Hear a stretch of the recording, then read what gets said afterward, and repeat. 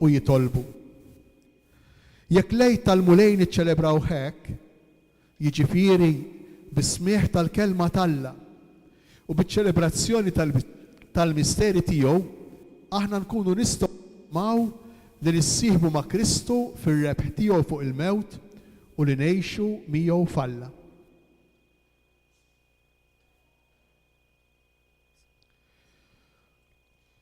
U Alla qaddes dan in-nar il-ġdejd. Int li permezz ta' ibnek kebbist fil-fidili tiegħek in-nar iħeġġeġ bid-dija tiegħek. U għatina li f'din il-festa tal-Għid aħna nitħeġġu b'xewqat qaddisa biex b'qalb safja iseħħilna naslu fis-sema għal festa bla tmiem tad-dawl tiegħek ta' dejjem. Bi Kristu Sidna. Amen.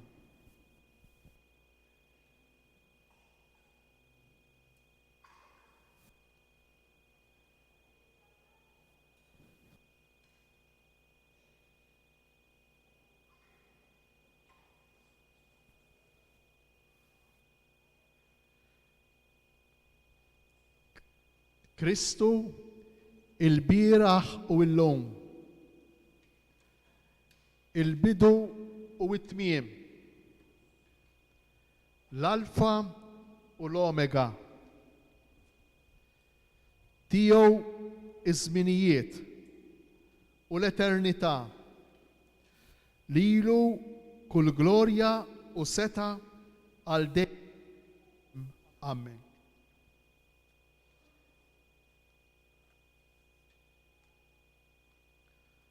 Bil-pjagi tiegħu qaddisa u glorjużi iħarisna u jżommna Kristu l-mulej. Amen.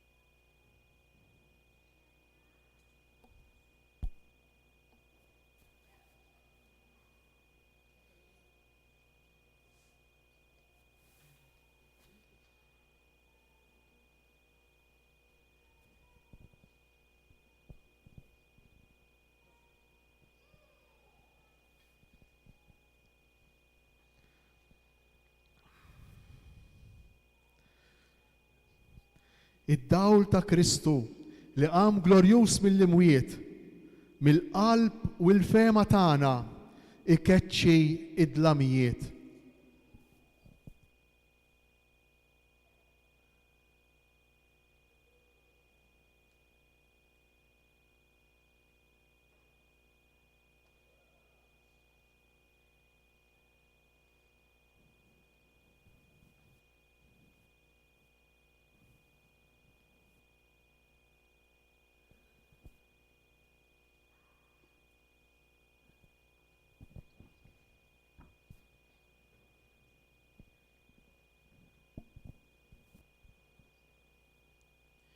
id-dawl ta' Kristu.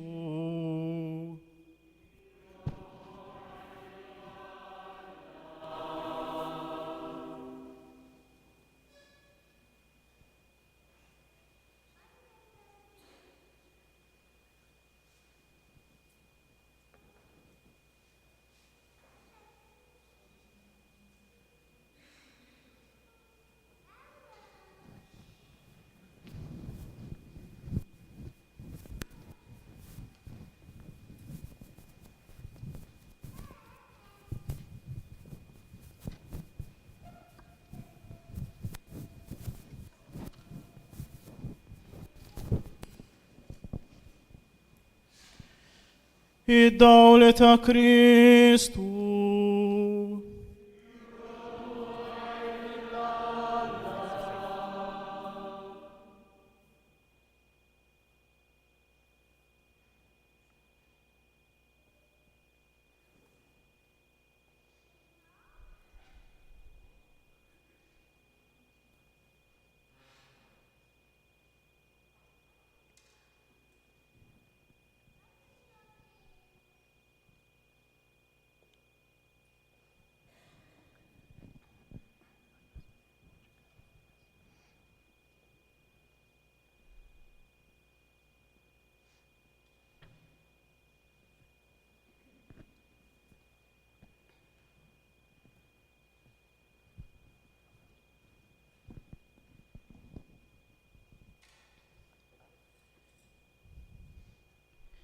Id-dawl ta' Kristu.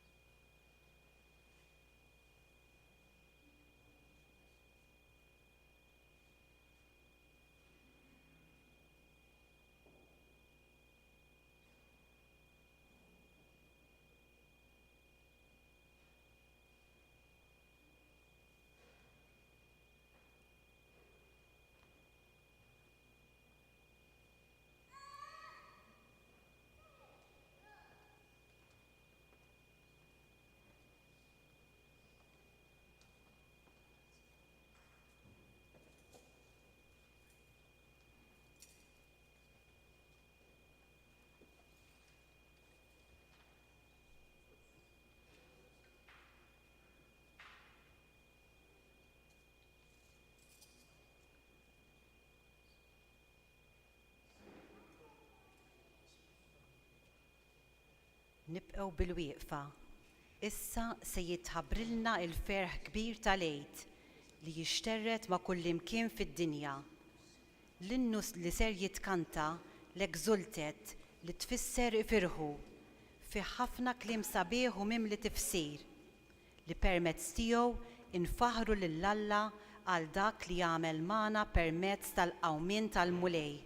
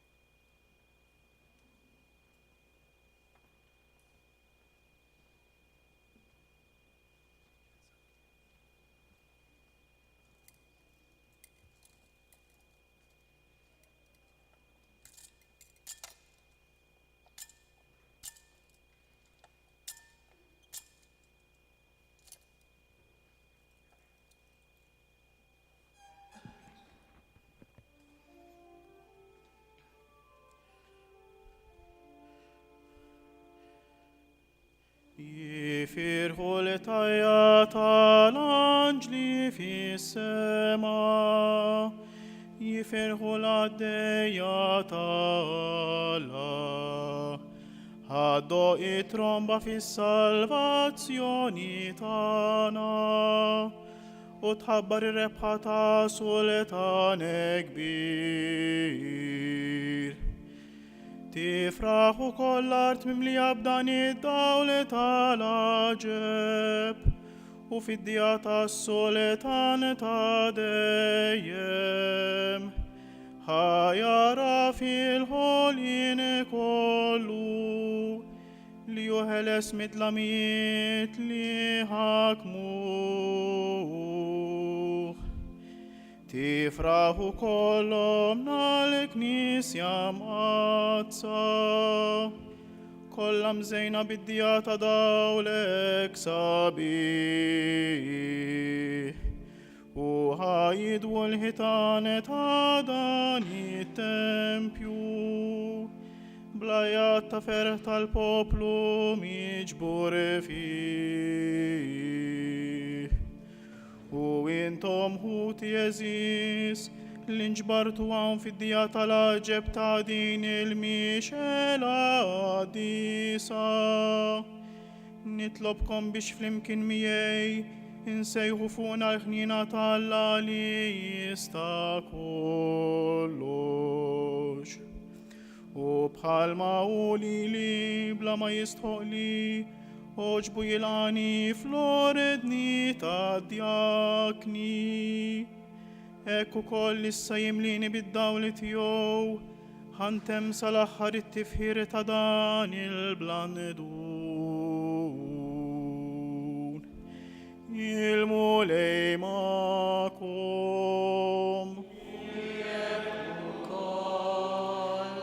نرفع قلوبنا لفوق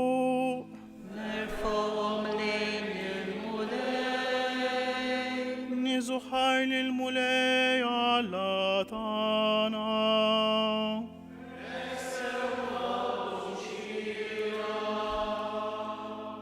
سوا وشيرة تسو اللي بقلبنا وبروحنا كلها نرفع لهن بش نفخروا لله ما يديرش المسير اللي يستقلوش وللسيدنا جيسو كريستو وابنه الوحديني وهلا صالينا للمسير ترن الدين لكي نعمل آدم وبالدم عزيزتي أولي شرت علينا حصر الكذبة الكندنا لهادنا في البيدو هراودين نعملوا الفستة ليت متن قتل داك الهاروفرو لدم يكونساغرا البيبينت الفيديلي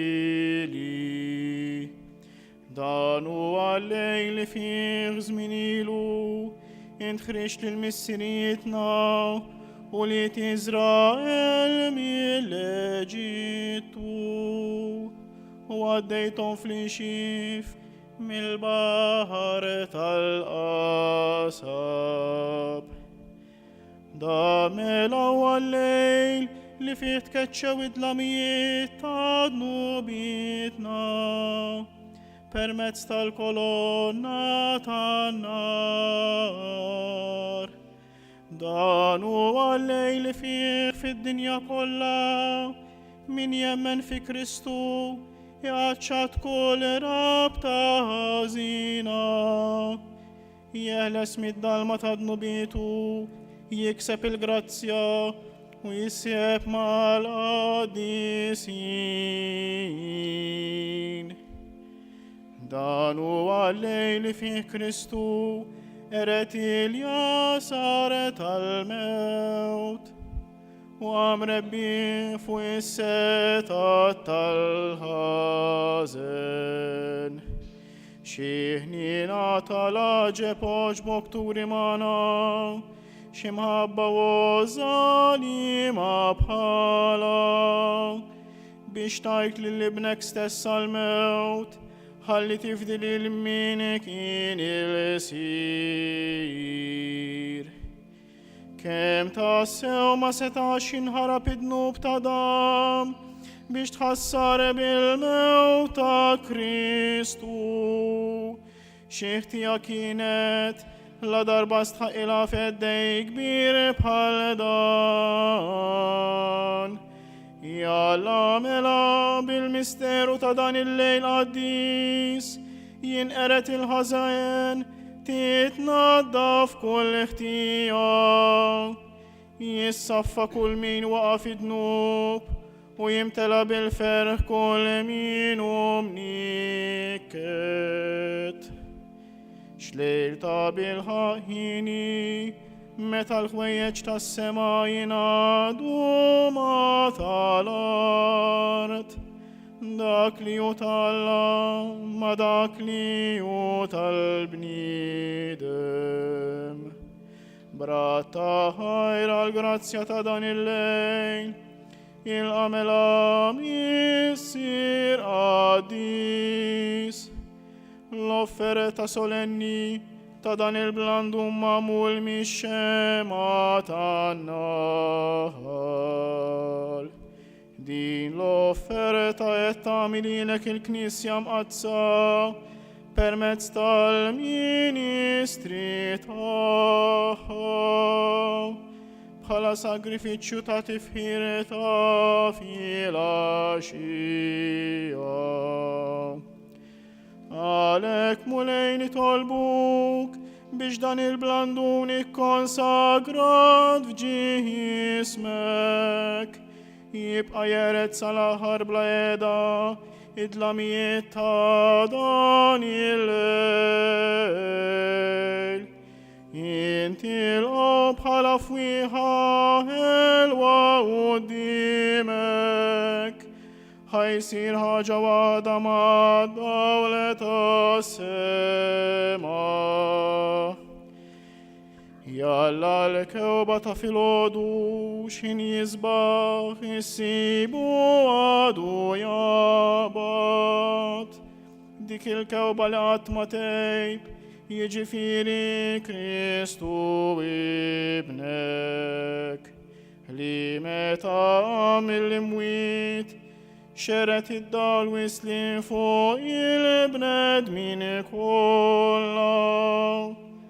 U issa jgħix u jisaltan għal dejjem ta' dejjem. Amen.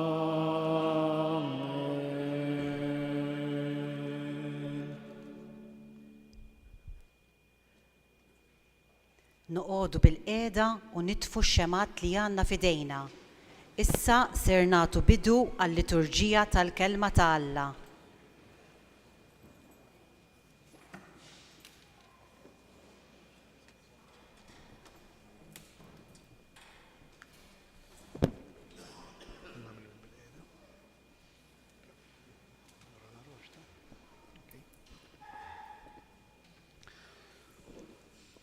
Ħuti eżis. Aħna tajna bidu solenni għaċ-ċelebrazzjoni ta' dan il-lejl qaddis. Ejjew issa ninġabru f'qalbna ħalli nisimgħu il-kelma tal-Alla. Indawru ħsibijietna fuq dak kollu li fl-imoddi Alla għamel biex isalva l-poplu tiegħu lilna u kif l-aħħar batilna lill-ibnu biex jifdina. U nitolbu biex dan l-emil ta' salvazzjoni li ju lej tagħna Alla jwaslu sal-aħħar bil-fidwa sħiħa. Il-liturġija semmalna f'dan il-lejl qaddis ir-rakkont tal-ħolqien biex tfakkarna fi żbuħija li fiha Alla għamel il-ħolqien. Ġesu f'dan il-lejl ser iġeddet il-ħolqien kollu wara li tħassar bid-dnub u jagħmlu isbaħ minn qatt qabel. Nisimgħu l-ewwel qari.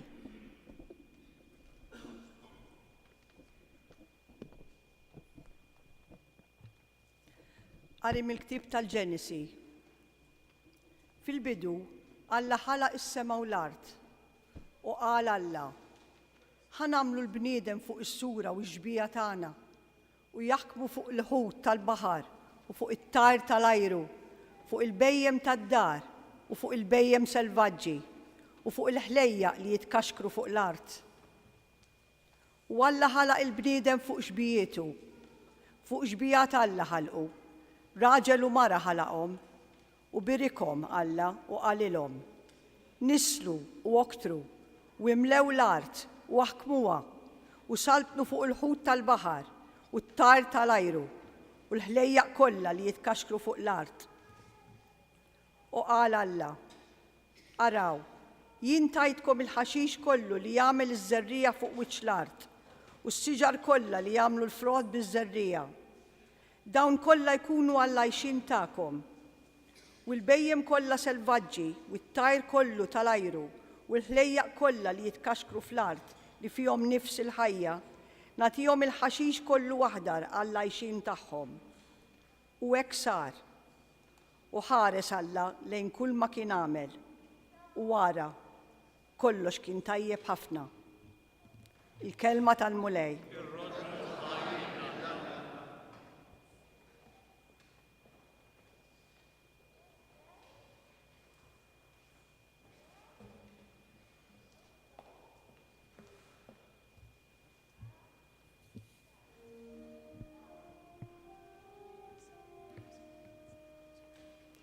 Bitziba tal-mulej mimli għal-art.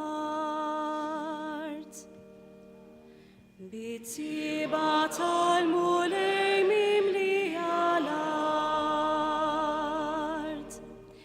Sewa il-kelma tal-mulej, kollox bil-fedelta u għamel,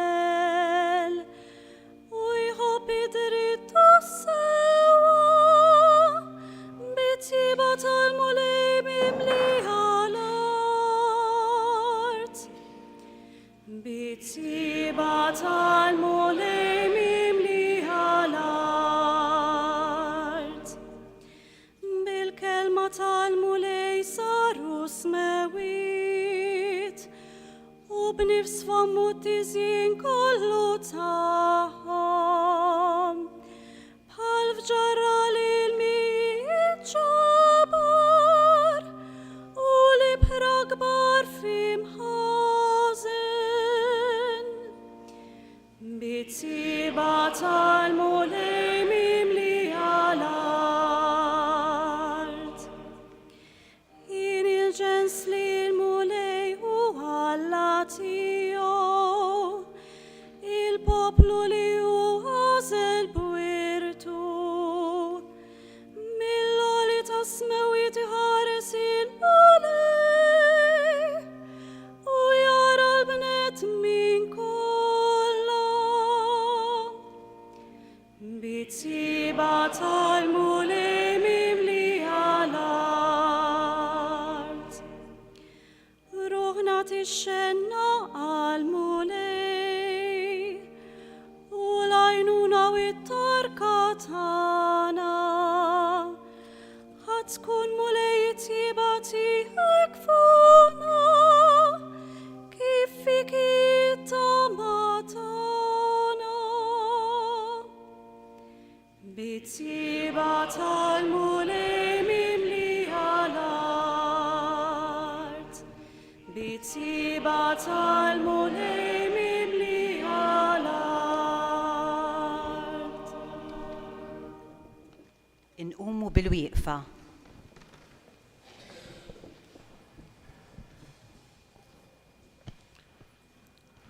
Nitolbu. O Alla ta' dejjem li tista' kollox, int qassam bordni tal-għaġeb l-emejjel tiegħek. Għamel li l-mifdijin tiegħek jifmu li l-ħolqien fil-bidu tad-dinja ma kienx emejl aqwa fil-kobor minn dak li sar fil-milja ta' żminijiet bis-sakrifiċċju tal-Għid tagħna li hu Kristu. U li jgħix u jsaltan għal dejjem ta' dejjem. Amen. Is-sagrifiċċju ta' Iżak minn missieru Abram huwa xbija profetika tal-mewt ta' Kristu li waslet mhux għall-mewt imma għal ħajja fil-milja tagħha. Nisimgħu it-tieni qari. Qari mill-ktieb tal-Ġenesi. F'dak iż-żmien Alla ried iġarrab l-Abram u qallu. Abram, U hu wieġbu hawn jien, u qallu. aqbad lil-libnek il-waħdini li jintħobb lil Iżak u mur l-art ta' Morija u hemm offre b'sagrifiċċju tal-ħroq fuq waħda mill-għoljiet li jien se ngħidlek. U Abram bakkar mas-sebħ, xett il-ħmar tiegħu, ħadd tnejn mill-qaddejja tiegħu u lil Iżak. Qatta l-ħatab għas-sagrifiċċju tal-ħruq u qam u telaq lejn il-post li qallu bih Alla. Fit-tielet jum Abram rafa' għajnejh u lemaħ il-post mill-bogħod. U Abram qal lill-qaddejja tiegħu.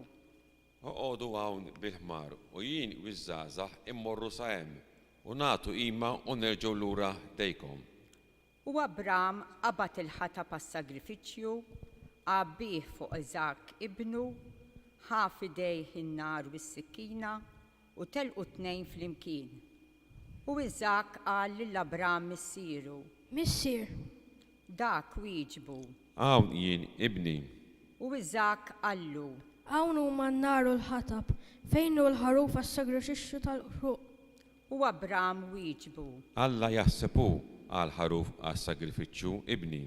U baqgħu sejrin it-tnejn flimkien. U waslu fil-post li kien semmilu Alla. U hemm Abram bena l-artal u firex il-ħatab fuqu. U rabat il-libnu Iżak u qiegħdu fuq l-artal, fuq il-ħatab. U Abram mett idu u qabad is-sikkina biex joqtol lill-libnu. U sejjaħlu l-anġlu tal-mulej mismewit u qallu. Abram, Abram, U dan wieġbu hawn jien, u qallu. la tmiċ idek fuq iż-żagħżugħ u tagħmillu ebda ħsara għax issa naf li int tibża minn Alla u ma ċaħħadnix minn ibnek il-waħdini. U Abram rafa' għajnejh, taħarsa madwaru u ra muntun warajh maqbut minn qrunu fil-frijej. U Abram mar u qabad il-muntun u offrih b'sagrifiċċju tal-ħruq minflok ibnu. U Abram semma dak il-post Jahwe Jire, jiġifieri il-mulej jipprovdi, kif għadu jingħad sal-lum. Fuq il-muntanja Jahwe Jire, il-mulej jipprovdi. U għat-tieni darba l-anġlu tal-mulej sejjaħ l-Abram mismewit u qallu. Naħlef fuq ruħi, oraklu tal-mulej. La darba int għamilt ħaġa bħal din u ma ċaħħadnix minn ibnek il-waħdini, jien imbirkek żgur u nkattarlek sewwa lil nislek bħal kwikeb tas-sema u bħal ramel f'xatt il-baħar. U nislek qatt jired il-bibien tal-edewwa tiegħu u jitbierku b'nislek il-ġnus kollha tal-art tal-li smajt minn kelmti. Il-kelma tal-mulej.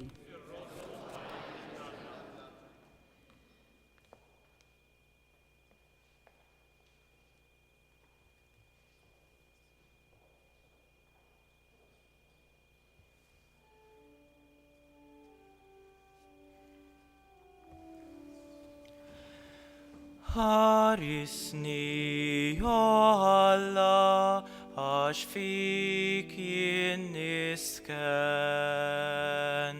Flimkien. Ħarisni Alla għax fik jien nisken.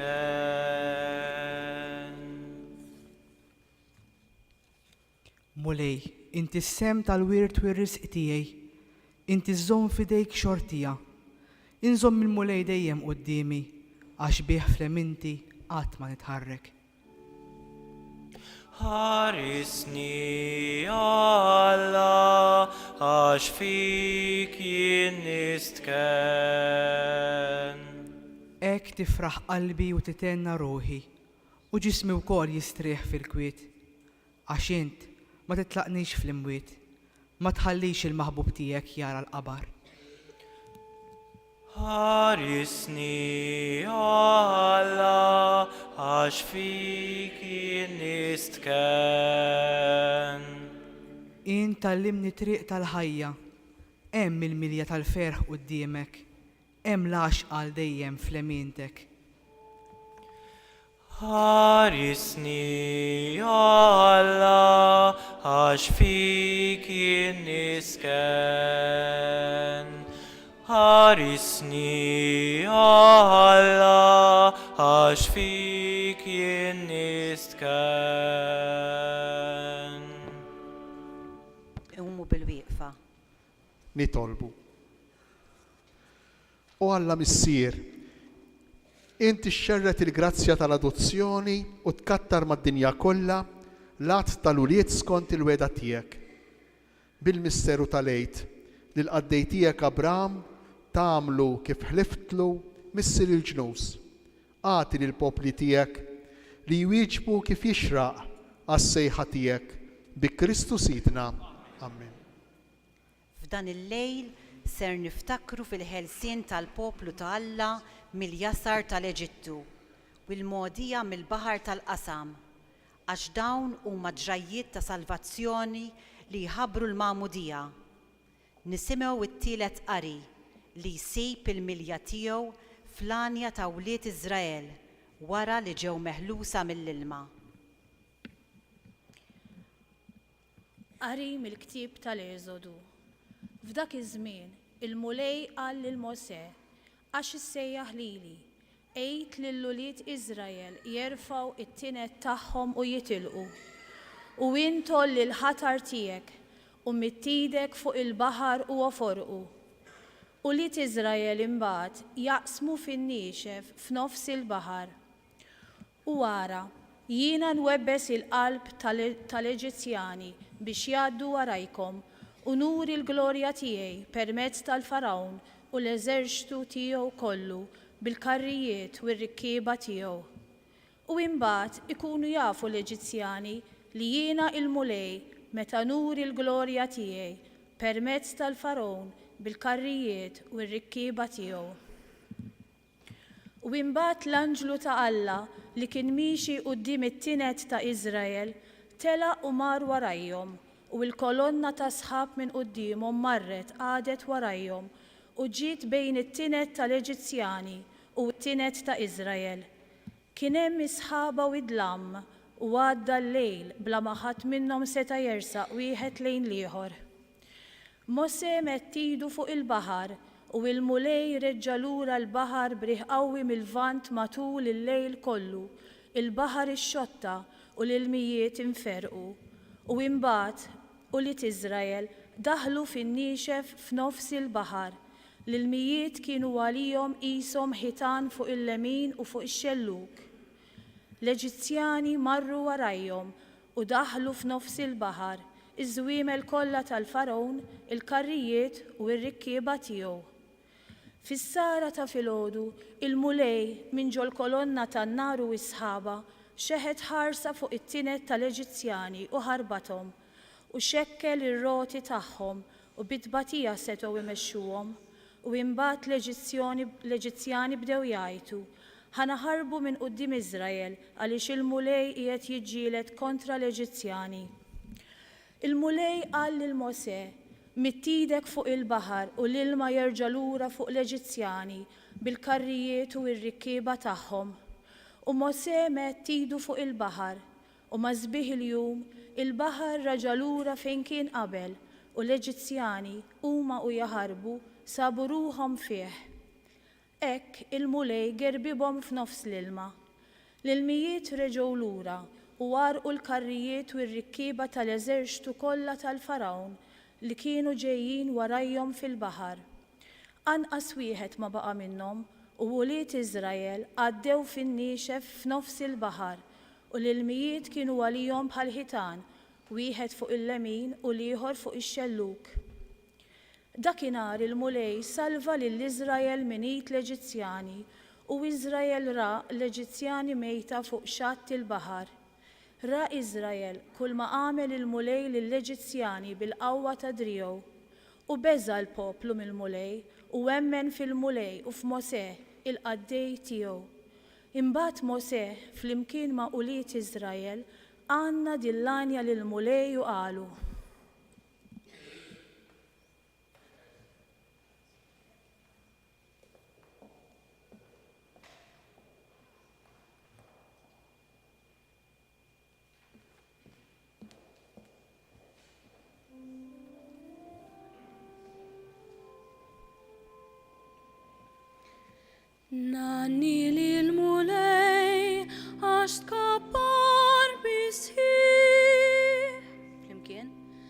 Nanni lil mulej għax tkabbar bisħiħ.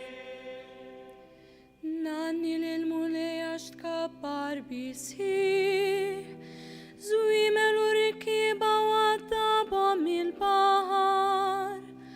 Għawiti għanjit il-mulej għalija sari salvazzjoni. Dan u Alla tiegħi u lilu faħar, Alla ta' missirieti u lilu nolli. Nanni lil mulej għax tkabbar bisħiħ. Il-mulej gwerrir Yahweh jismu, l-imrikeb tal-farawn u qawwitu tefahom fil-bahar. L-aħjar fost il-gwerriera tiegħu, f'baħar il-qasa parraqhom. Nanni lil mulej għax tkabbar bisħiħ. Belaħom l-irdum bħal ġeblan jislu fil-qiegħ. Lemintek mulej sebħet fil-qawwa, lemintek il-mulej tfakkar il-għadu. Flimkien? Nanni lil mulej għax tkabbar bisħiħ. Lil-poplu tiegħek intwaslu tħawlu fuq il-muntanja l-wirt tiegħek. L-imkien mulej li inta għamiltu għamartek. Il-maqdes sidi li ħejjew idejk. Il-mulej jisaltan għal dejjem ta' dejjem. Nanni lil mulej għax tkabbar bisħiħ. Nanni lil mulej għax tkabbar bisħiħ.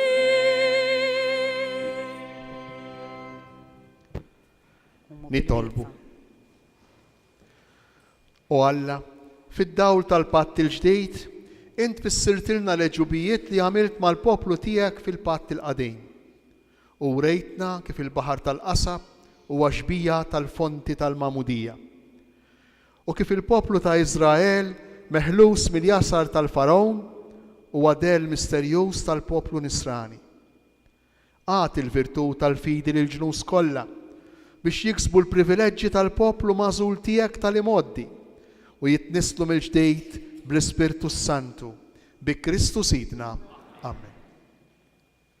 Iżajja jitkellem mill-belt ta' Ġerusalem, mibnija mill-ġdid wara l-eżilju ta' Babel.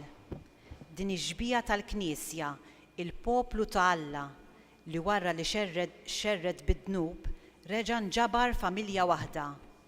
Nisimgħu ir-raba' qari. Mill-ktieb tal-profeta Eżajja. L-għalus tiegħek il-ħalliq tiegħek, Jahwe tal-eżerċti jismu.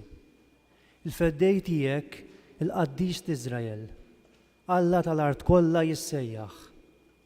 Iva, bħal mara mitluqa mdejqa f'qalba sejjaħlek il-mulej, bħal mara mitluqa f'żożita jgħid il-mulej Alla tiegħek. Għal ftit jintlaqtek, imma bimħabba bla qies jien nerġa' niġbrok. Fis-saħna tal-kolla ħbejt wiċċi għal ftit minnek, bimħabba ta' dejjem inħenna għalik, jgħid il-mulej il-feddej tiegħek. Din għalija bħal fi żmien Noe, meta ħlift li l-ilma ma jerġax jaraq l-art. Hekk naħlef issa li ma nisħonx aktar għalik u lanqas ma nċanfrek. Jistgħu jitħarku l-muntanji, jiteżżu l-għoljiet, imma mħabti minn miegħek ma titħarrekx.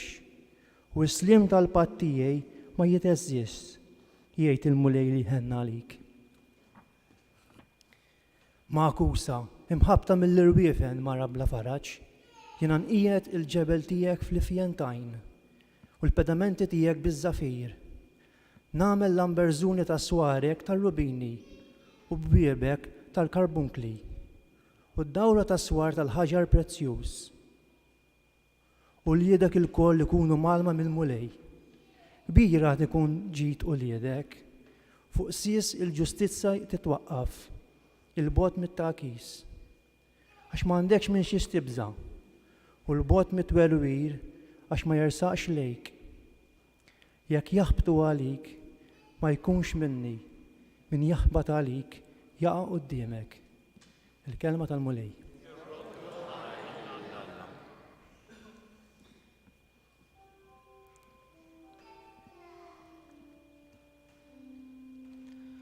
Nollik mulej għaxer fajtni. Flimkien? Nollik mulej għaxer fajtni.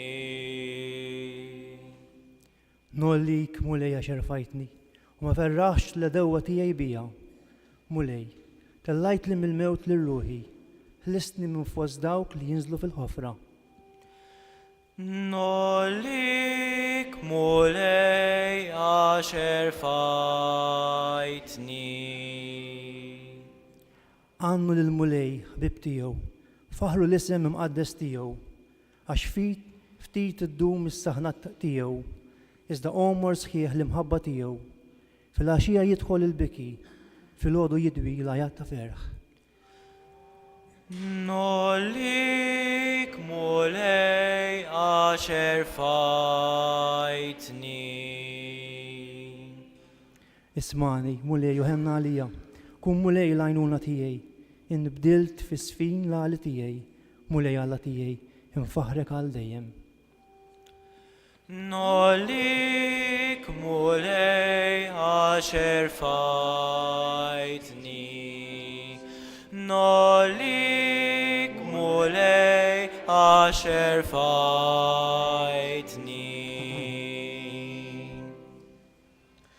Nitolbu. U Alla ta' dejjem li tista' kollox, kattar f'ġeħismek in-nisel li jintwet lil missirijietna għal fidi tagħhom.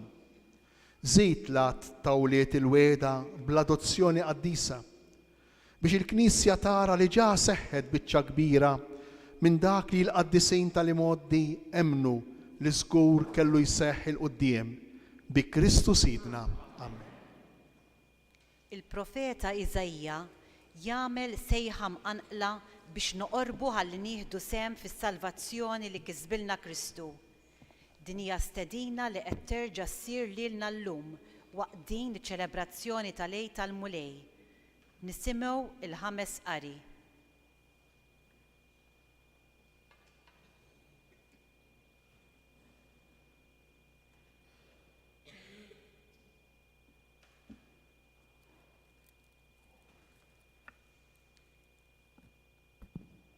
Dan jgħid il-mulej, intom li bikom laċ ejjew għall-ilma, intom il-koll li m'għandkomx flus ejjew ixtru u kulu b'xejn, imbit u ħalib bla ħlas. Għaliex taħlu fluskom f'dak li mhuwiex ħobs u ġidkom f'dak li ma jxebbax. Isimgħu minni u tiklu tajjeb u ruħkom titpaxxa bikel bnin. Għatuni widen u wersqu lejja, isimgħu u tieħdu r-ruħ. Nagħmel patt magħkom għal dejjem biex iseħħu l-favuri mwieda lil David. Ara jiena qed xut fost il-ġnus, prinċep u leġislatur fuq il-popli. Inti ġens li ma tafx bih isejjaħ, ġnus li ma jafux jiġru bik. Minħabba fil-mulej Alla tiegħek, il-qaddis ta' Iżrael, għax lilek żejjen bil-ġieħ. Fittxu l-mulej sakemm tistgħu issibuh, sejħulu sakemm hu fil-qrib, ħajħalli triqtu l-midneb u l-bniedem il-ħażin fehmitu. Ħajjerġa' lura għand il-mulej u ħenna lih, għand Alla tagħna għax hu jaħfer ħafna. Il-fehmiet tiegħi mhumiex fehmitkom u t-traqat tiegħi mhumiex triqatkom, oraklu tal-mulej. Għax daqskemm huma ogħla smewiet mill-art, daqshekk ieħor huma traqat il fuq minn traqatkom u l-fehmiet tiegħi mill-fehmiet tagħkom.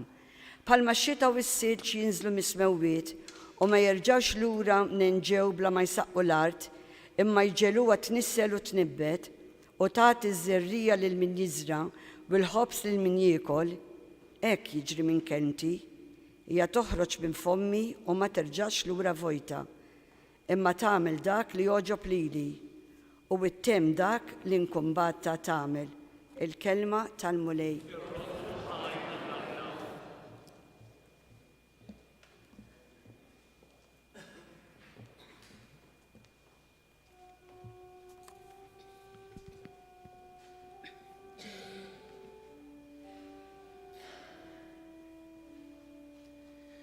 Kolkom ferħana timlew l-ilma mill-lejjun ta' salvazzjoni.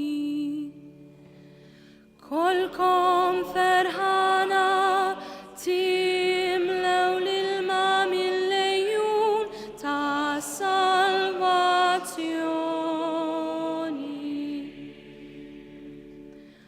Ara la salvazzjoni tiegħi, jiena nittama ma jkollix mniex nibsa, għax qawwiti u għaniti u l-mulej, għalija sar is-salvazzjoni. Flimkien? Kulkom ferħana timlew l-ilma mill-lejjun ta'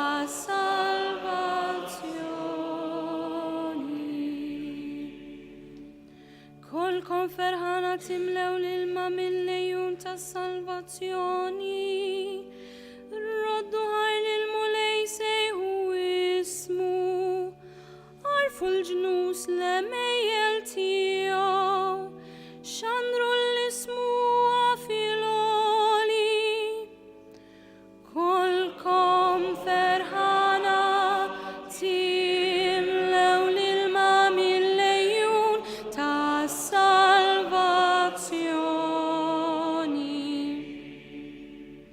Għannu l-mulej għax għamel ħwejjeġ kbar, ħajkun dan magħruf mal-art kollha, aqbeż bil-ferħu għannient li tammar f'Sion, għax kbiru f'nofsok il-qaddis ta' Izrael.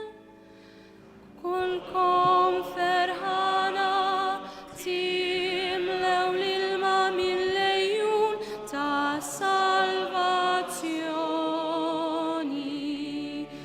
Kolkom ferħana timlew l-ilma mill-lejjun ta' salvazzjoni.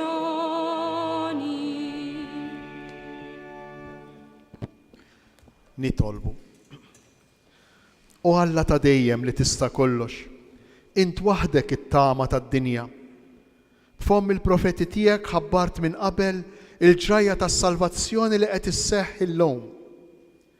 Ħares lejna bisliem u qawwi x-xewqat tal-poplu tiegħek, għax ħadd mill-fidili tiegħek ma jimxi l quddiem fit-tajjeb jekk ma tnebħux int bil-grazzja tiegħek bi Kristu Sidna. Lejt huwa l-festa ta' min jerġa' lura f'dar il-missier li minna konna tbedna bid-dnub. L-Ispirtu Santu li huwa l-erf ta' Alla jenna f'dan. Nisimgħu is-sitt qari.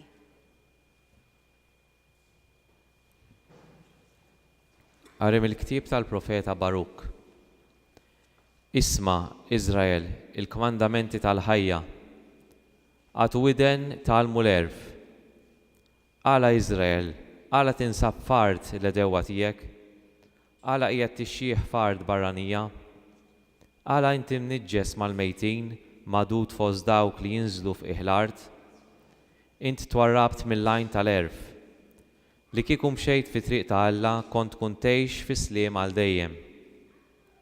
Tgħallem fejn hemm l-għaqal, fejn hemm il-qawwa, fejn hemm id-den, biex f'ħin wieħed taraf fejn hemm it-tul tal-omor u t-tul tal-ħajja, fejn hemm id-dawl għall-għajnejn u sliem. Imma min kixef fejn jinsab l-erf u min daħal fl-imħażen tiegħu, Imma dak li jaf kollox jaf fejn hu l-erf, għax sabu bid-den tiegħu.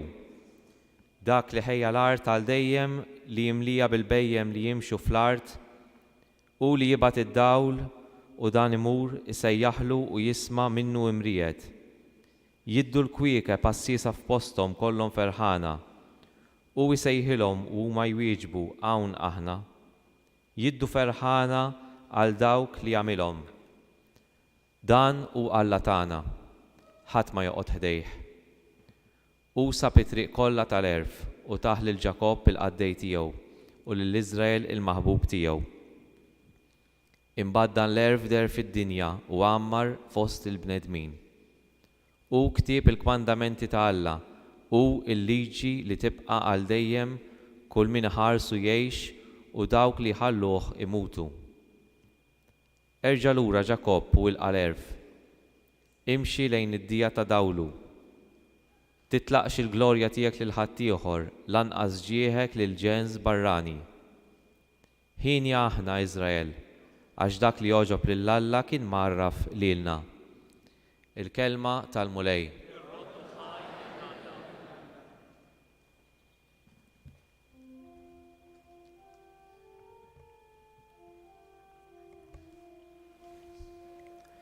Mulej inti għandek il-klim tal-ħajja ta' dejjem. Flimkien? Mulej inti għandek il-klim tal-ħajja ta' dejjem. Il-liġi tal-mulej perfetta u tagħti il-ħajja. Ix-xhieda tal-mulej isewwa u tgħallem lil min ma jafx. Mulej inti għandek it-triq tal-ħajja ta' dejjem. Il-preċetti tal-mulej dritti u jferħu l-qalb, il-kmandamenti tal-mulej safi u jdawwal il-għajnejn. Mulej inti għandek it-triq tal-ħajja ta' dejjem. Il-biża tal-mulej sinċiru jibqa' dejjem, il-ġudizzji tal-mulej sewwa u msettqa għal kollox. Mulej inti għandek it-triq tal-ħajja ta' dejjem. Eżes mid-deb l-aktar fin, oħla mill-asel u mirtar tax-xeda. Mulej inti għandek il-klim tal-ħajja ta' dejjem. Mulej inti għandek il-klim tal-ħajja ta' dejjem. Nitolbu. O Alla, indejjem tkabbar il-Knisja tiegħek billi ssejjaħ għal ħdana ġnus ġodda. Fil-ħnina tiegħek żomm taħt il-ħarsin tiegħek lil kull min jitnissel mill-ġdejd fl-ilma tal-Magħmudija bi Kristu Sidna. Eżekjel iħabbar it-tiġdid sħiħ li jwettaq Alla fi Kristu, tant li minn qalb tal-ġebel ser jagħtina qalb tal-laħam. Inħallu lil Kristu bis-saħħa tal-Magħmudija imexxina fit-triq tas-salvazzjoni. Nisimgħu is-seba' qari.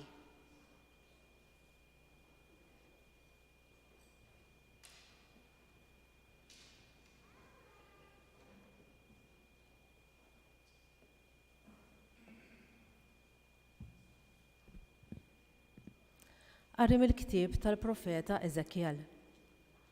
Ġietni il-kelma tal-mulej u qalli: O bniedem, meta d-dar ta' Iżrael kienu għadhom farthom, huma tebbawa bl-imġiba tagħhom u bemilhom. U jiena ferrajt ilti fuqhom minħabba fid-demm li xerdu fl-art u minħabba fl-idoli li bihom ċabsu l-art. Xerritthom fost il-ġnus u huma xterdu mal-artijiet. Għamilt ħaq minnhom skont imġibietom u skont triqathom. Meta marru fost il-ġnus, kull fejn marru, kasbru ismi l-qaddis. Hekk li n-nies bdew jgħidu għalihom. Dan hu il-poplu tal-mulej li kellhom joħorġu minn artu. Imma jien bżgħid tal-ismi l-qaddis li wlied Iżrael kasbru fost il-ġnus fejn marru. Għalhekk għejdilhom lil-dar ta' Iżrael. Dan jgħid Sidi l-mulej. Mhux minħabba fikom sejjer nagħmel dan, dar Iżrael. Iżda minħabba f'ismi l-qaddis li intom kasbartu fost il-ġnus fejn mortu. Jien inqaddes ismi l-kbir, imkasbar minnkom fost il-ġnus, li f'nofshom kasbartuh. U l-ġnus ikunu jafu li jiena l-mulej, meta nuri qdusiti fikom quddiem għajnejkom. Oraklu ta' Sidi l-mulej. Meta noħodkom minn fost il-ġnus u niġma'kom mill-artijiet kollha u nerġa' ndaħħalkom fartkom. U nrox fuqkom ilma safi u tissaffew mit-tinġis kollu tagħkom, mill-idoli kollha tagħkom insaffikom. U nagħtikom qalb ġdida u ruħ ġdida inqiegħed ġo fikom. U nneħħi minn ġisimkom il-qalb tal-ġebel u nagħtikom qalb tal-laħam floka. U inqiegħed ruħi ġo fikom u nagħmel li timxu skont il-kmandamenti tiegħi u li żommu l-preċetti tiegħi u tħarsuhom. U tagħmru fl-art li tajt lil missirijietkom u tkunu intom il-poplu tiegħi u jien inkun Alla tagħkom. Il-kelma tal-mulej.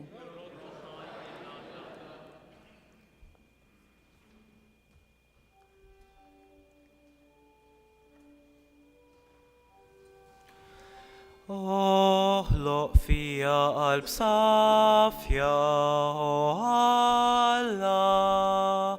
Flimkien. Oħloq fija qalb safja, o Alla. Ruħi qaċċana għal Alla l-ħaj, meta niġi u nara wiċċ Alla. Oħloq fija qalb safja, o Alla.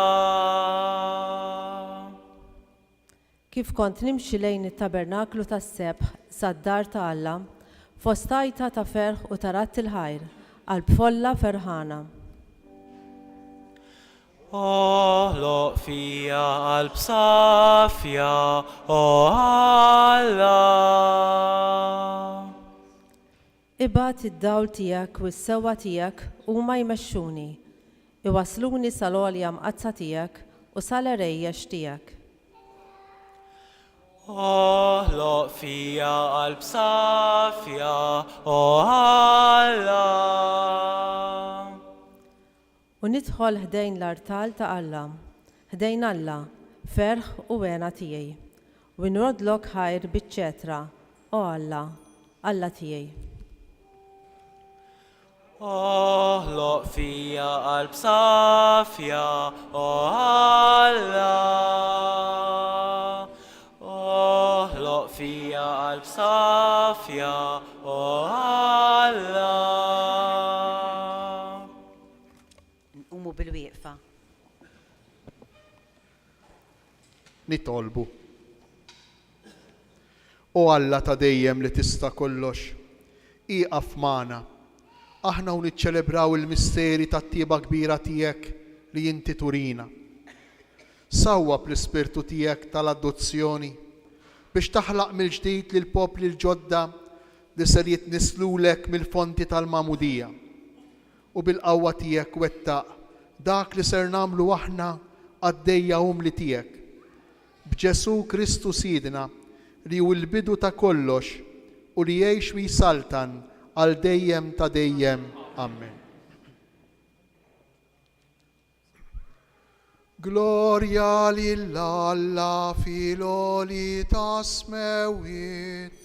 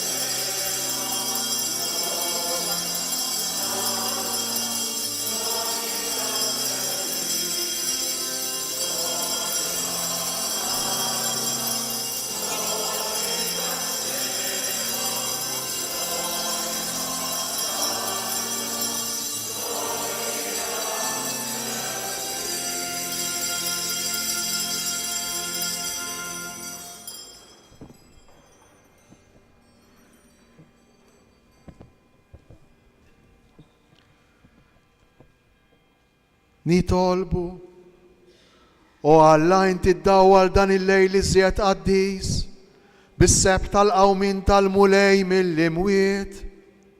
Għajjem fil-Knisja tiegħek l-ispirtu ta' adozzjoni biex aħna niġġeddu fir-ruħ u fil-ġisem u naqduk fis-safa ta' qalbna. Bibnek Ġesu Kristu Sidna li hu Alla u li miegħek jgħix u jisaltan flimkien mal-Ispirtu Santu għal dejjem ta' dejjem.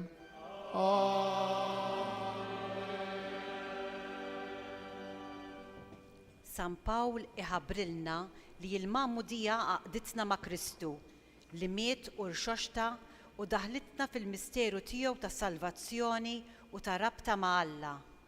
Jeħtieġ li dan il-misteru tal-għid inħalluh jidher tas-sew fil-ħajja tagħna, jiġifieri billi mmutu għad-dnub u ngħixu għal Alla. Nisimgħu il-qari. Qari mill-Littra ta' San Pawl Apostlu lir-Rumani. Ħuti, ma tafux li aħna l-koll li tanbidna fi Kristu Ġesu, tanbidna fil-mewt tiegħu? Intfinna miegħu fil-mewt permezz tal-Magħmudija, sabiex kif Kristu kien imqajjem mill-imwiet permezz tal-qawwa glorjuża tal-Missier, hekk aħna ngħixu ħajja ġdida. Jekk aħna sirna ħaġa waħda miegħu f'mewt tixbaħ lil tiegħu, hekk ninaqdu miegħu fil-qawmin tiegħu mill-mewt. Dan nafu li l-bniedem il-qadim tagħna issallab miegħu biex jinqered dan il-ġisem ta' dnub. Sabiex ma nkunux iktar il-siel ta' dnub, min imut jeħles mid-dnub.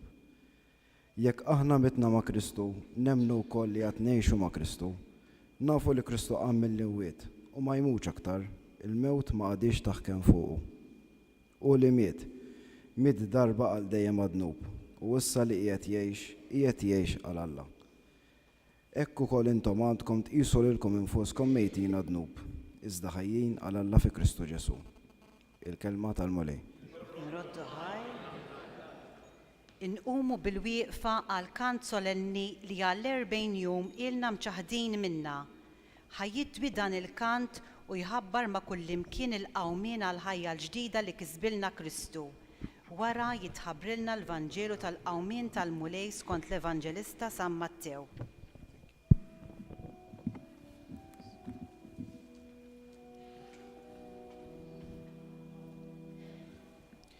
Missier, inħabbarlek ferħ kbir. Alleluja.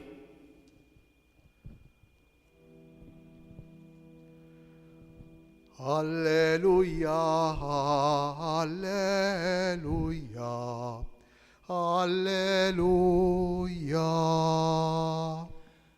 Alleluja, alleluja, alleluja.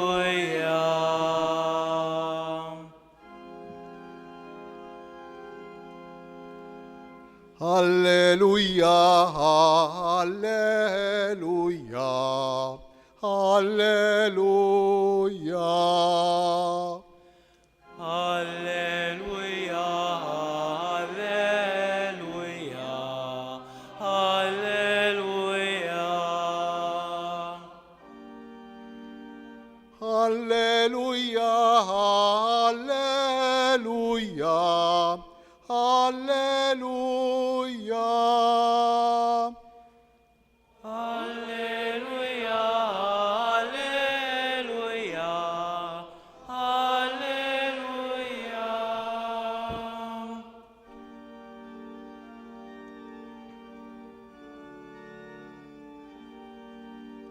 Faħru l-mulejja li xu tajjeb, għax it-tiba tiegħu għal dejjem, ħajjejdu li Izrael, għal dejjem it-tiba tiegħu. Alleluja, alleluja, alleluja. Il-leminija tal-mulej il-fuq merfuwa, il-leminija tal-mulej għamlet wejjeġ tal-aġeb, ma mmuċ imma nibqa' ngħix ونخبر لميل تعالمولي.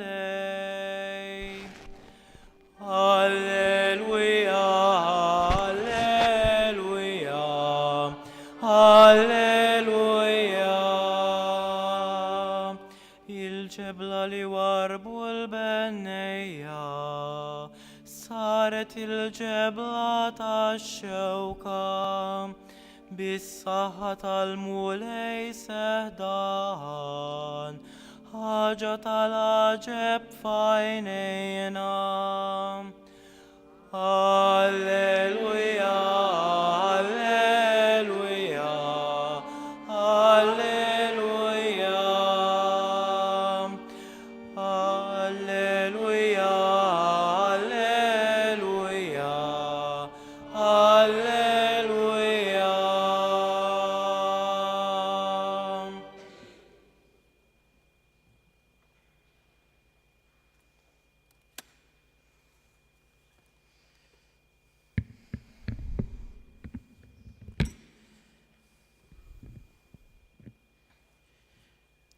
المولي معكم. أني من الإفانجيليوم قدس كنت سمعته.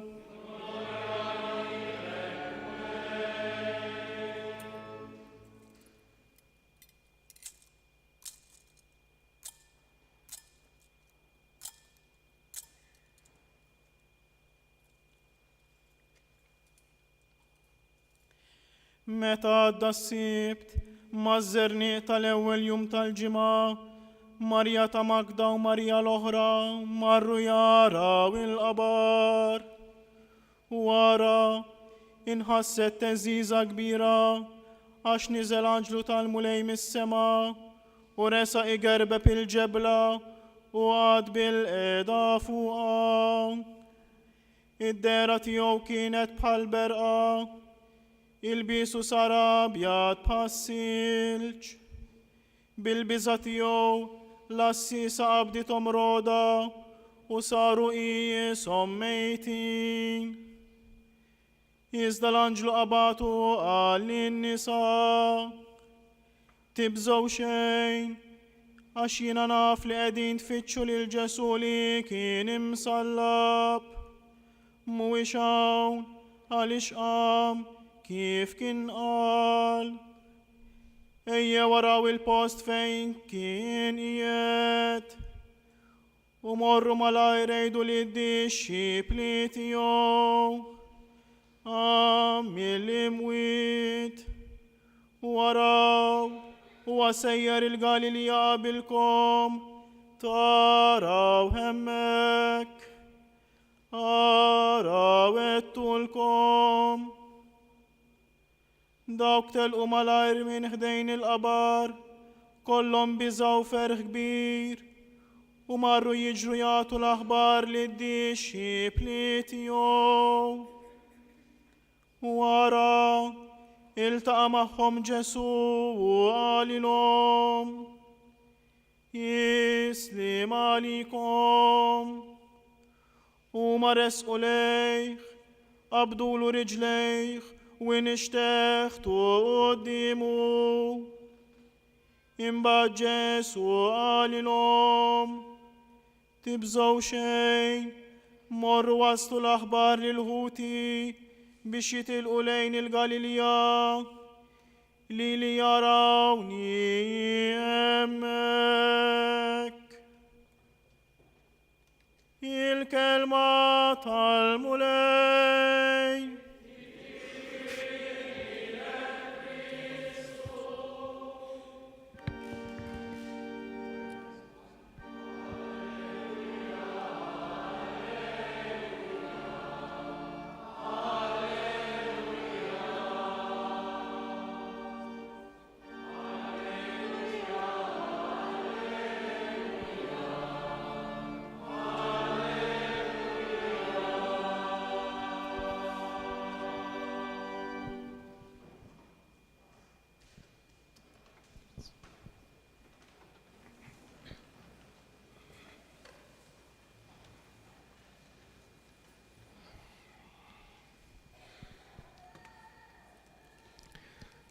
Jiena naf li jintom qed tfittxu lil Ġesu li kien imsallab.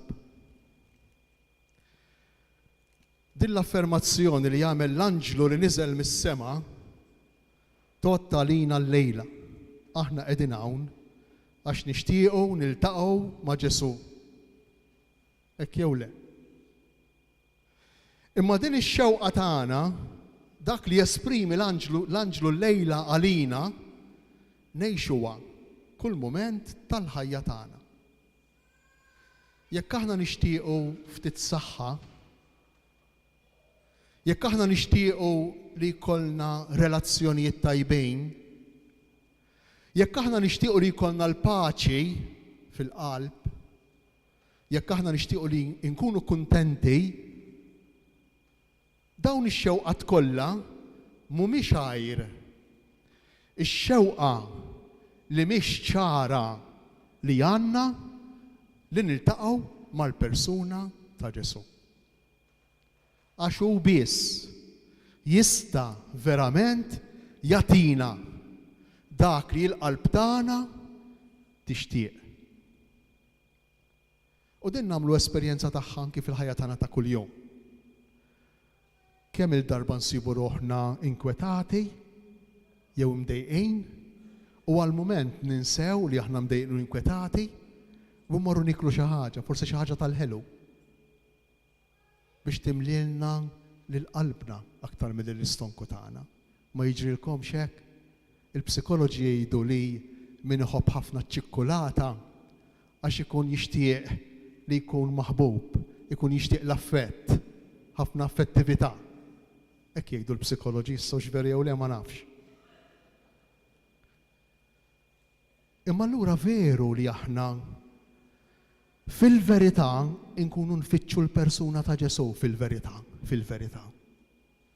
Imma mbagħad tiċċajpar din ix-xewqa u nibdew nfittxu li jkollna l-ġejt, il-flus, għax min għalina li l-flus jagħmluna kuntenti. Nibdew nfittxu li ma jkollniex problemi ta' saħħa, għax fil-fatt ix-xewqa li nibqgħu hawn li ma mmutux tinstab fil-qalb u fil-moħħ ta' kull wieħed u kull waħda minna. Imma fil-verità, aħna nixtiequ lil Ġesu. Dan qed jgħidulna l-anġlu li ġie mis-sema. Fi kliem ieħor Alla nnifsu. Dak l-anġlu li niżel mis-sema mhux għajr il-vuċi ta' Alla. Fi kliem ieħor mhux għajr il-kelma ta' Alla. U dawn in-nisa ġralhom bħalma jiġrilna aħna. Marja ta' Magdala u Marja l-oħra jgħidilna l-Vanġelu marru wara li għadda s-sibt kmieni mas-sebħ ħdejn il-qabar x'marru jagħmlu. Interessanti il-verb li juża l-Vanġelu. Marru jaraw il-qabar. Marru jaraw il-mejjet. Kienet tradizzjoni għal-pillot li għalmenu għal 3 ijiem il-qraba imorru iżuru il-mejjet. U x'jiġri? Jiġi l-anġlu mis-sema jgħidilna l-Vanġelu. Il-qawwa ta' Alla li tidher fit-terremot, titeżżes l-art u mhux biss. Il-ġebla tinqala mill-qabar. Dawn huma żewġ sinjali tal-qawwa ta' Alla huma tixbijat meħudin mill-Antik Testament għaliex. Meta Alla jinżel fuq is-Sinaj titriet il-muntanja. Il-preżenza ta' Alla toħloq fid-dinja tagħna tejb ta' straordinarjetà. Xi ħaġa mhux tas-soltu. In-natura ma tiflaħx għall-preżenza tad-divin, tal-Etern. U allura titeżżes l-art.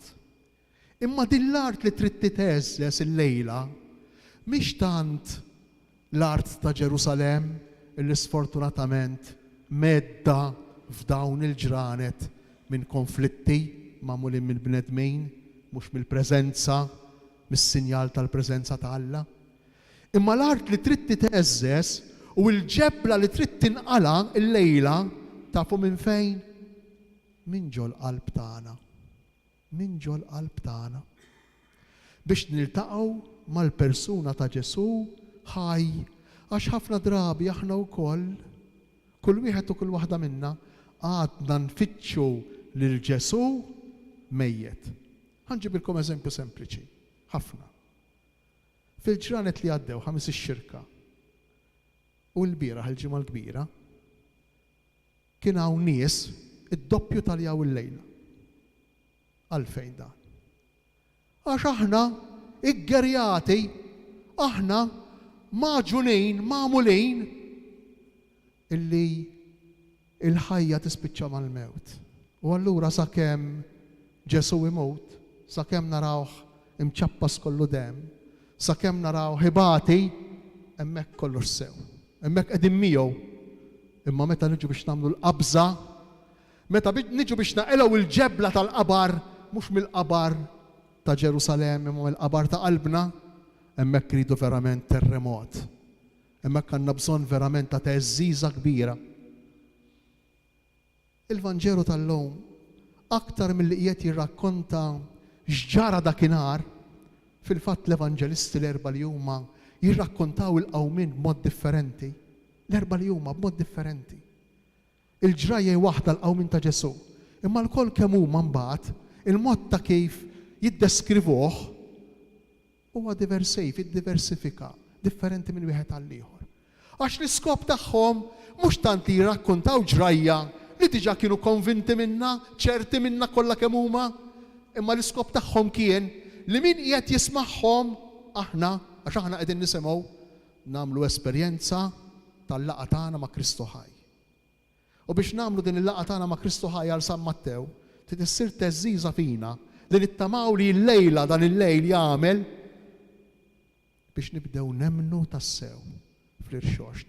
Ħalli l-ġebla li għandna torbot il-qalb tagħna mal-mewt, il-mewt hi ħaġa waħda mal-persuna tagħna, ngħixuha, narawha, inħossuha, nibżgħu minnha, din il-ġebla li tant marbuta mal-qalb tal-bniedem, mal-qalb tagħna, li hija fil-memorja tagħna, tinqala u titqiegħed fil-ġemp bħalma ġara dakinhar tal-Għid il-Kbir, dakinhar tal-qawmin ta' Ġesu. Imma dan kif se jiġri? Kif se nagħmluh? San Mattew imexxina pass pass biex jurina kif aħna, kull wieħed u kull waħda minna. Mhux qiegħed jitkellem għal nies qaddisejn San Mattew, imma qiegħed jitkellem għal nies bħalna. Kif aħna nistgħu nagħmlu esperjenza niltaqgħu ma' Ġesu ħaj illum fil-ħajja tagħna ta' kuljum. U kif se nagħmlu din l-esperjenza? Kif ikompli l-Vanġelu? L-anġlu lin-nisa qalilhom jien naf li intom qegħdin tfittxu lil Ġesu l-imsallab. Mhuwiex hawn huwa ħaj. U qalilhom kif kien qal, ftakru x'kien qal. Ħaj kif kien qal, ftakru fil-kelma tiegħu. L-anġlu li niżel mis-sema mhux għajr il-vuċi tal-istess Alla, mhux għajr l-istess kelma ta' Alla, l-iskrittura. Illi x'tgħidilna l-iskrittura? Li Ġesu huwa ħaj. Tgħidu li b'daqshekk aħna niltaqgħu ma' Kristu ħaj? Iwa. Fis-sempliċità tal-kelma tal-Alla aħna niltaqgħu ma' Ġesu ħaj. U kif? Inkomplu mexxin ftit ieħor. Qalilhom l-anġlu, qaltilhom din il-kelma ta' Alla, dan l-anġlu li niżel mis-sema qalilhom morru għand ħutu, morru għand id-dixxiepli u għejdulhom li hu ħaj. U għejdulhom ukoll li jiltaqgħu miegħu il-Galilija. X'ifisser dan? U hawn tiġi l-parti tagħna. Morru għand ħutu. L-anġlu qiegħed jibgħatna biex aħna niltaqgħu ma' Kristu ħaj għand ħutna. Għand id-dixxiepli ta' Ġesu. X'jiġifieri dan? X'ifisser dan? Dan ifisser li rridu nagħmlu paċi ma' min aħna fil-ġlied. Li rridu nippruvaw inħadmu relazzjonijiet ta' mħabba, ta' komprensjoni, ta' maħfra, ta' ħnina ma' xulxejn. Dan li qiegħed jgħidilhom l-anġlu, dan li qiegħda tgħidilna l-kelma. Jekk aħna l-lejla irridu niltaqgħu ma' Ġesu ħaj. Indaħlu l-imħabba fir-relazzjonijiet ta' bejnietna b'qawwa kbira. Indaħlu l-maħfra fir-relazzjonijiet ta' bejnietna b'qawwa kbira. U dawn in-nisa jisimgħu mill-anġlu u jgħidilna l-Vanġelu imtlew bil-biża u bil-ferħ. U telqu jiġru jgħidilna l-Vanġelu, telqu jiġru sejrejn lejn id-dixxipli. U x'jiġri mat-triq? Ara kemm hu sabiħ il-Vanġelu.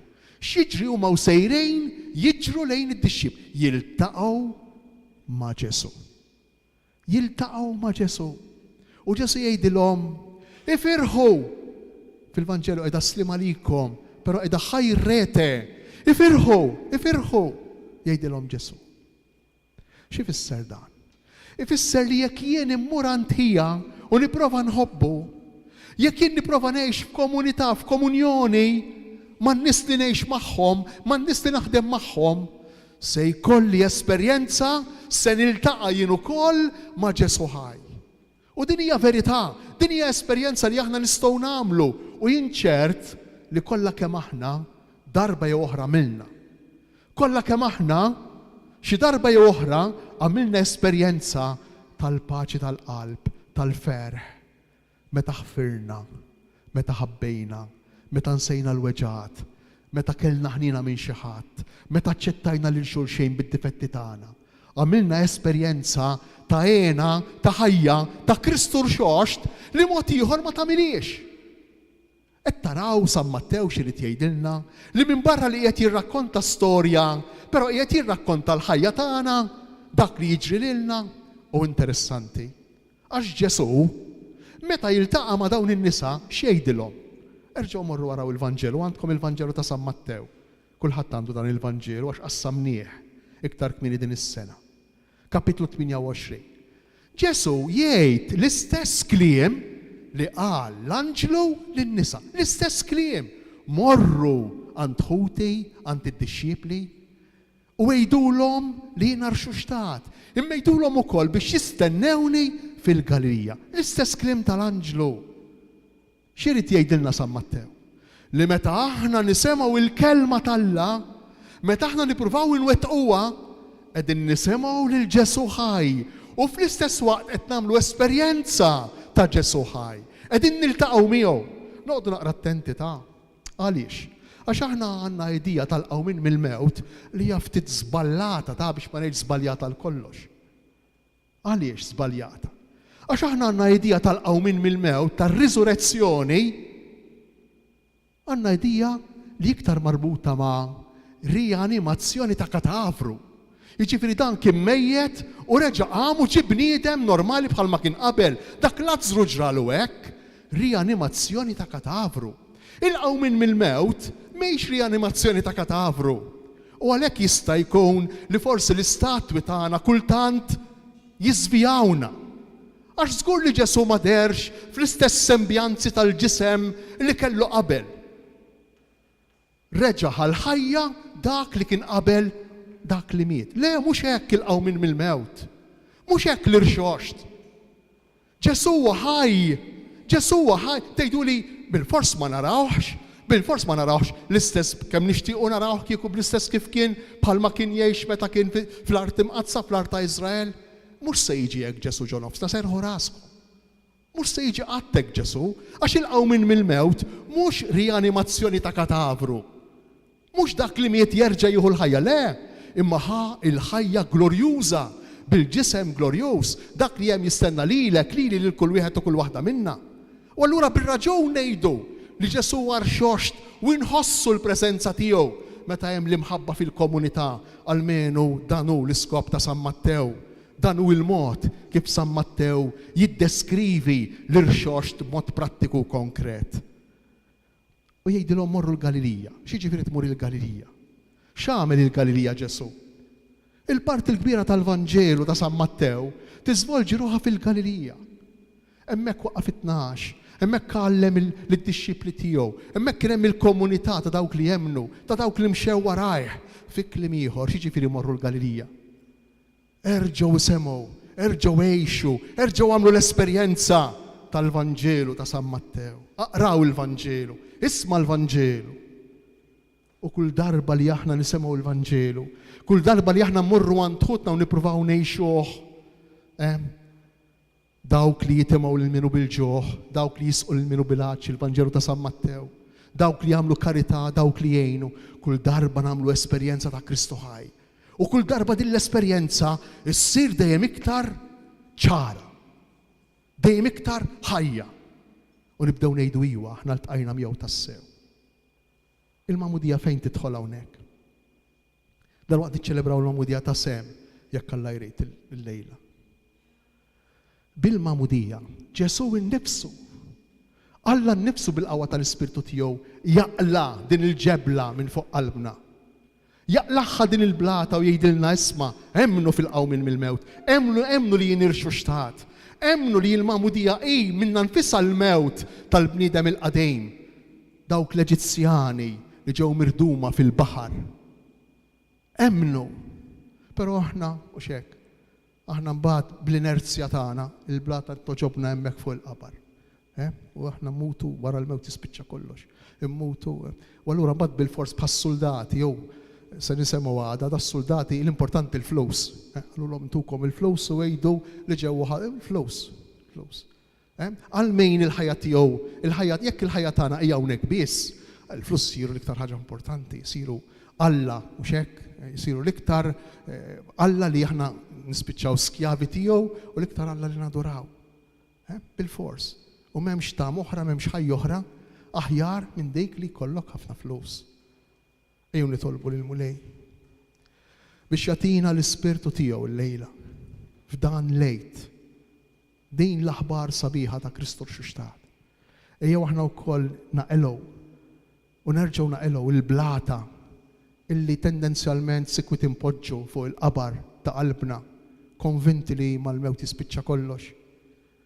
Ejjew nimtlew bit-tama, ejjew nerġgħu mmorru u nirranġaw relazzjonijiet, ejjew nippruvaw naħfru lil min weġġana, ejjew nippruvaw noħorġu u nilqgħu lil dawk li nsibuha bitqila biex naċċettaw minħabba djufijiet u d-difetti tagħhom u b'dan il-mod. Bħal dawk iż-żewġ nisa tal-Vanġelu, aħna wkoll nagħmlu esperjenza kontinwa u progressiva tal-laqgħa tagħna ma' Kristu xoxt. U lejt ma jkunx lejt ta' Ġesu. Ġesu m'għandux x'ambi jgħid. Lejt ikun lejt tiegħek. U meta ngħidlek lejt it-tajjeb, ikun verament lejt tajjeb.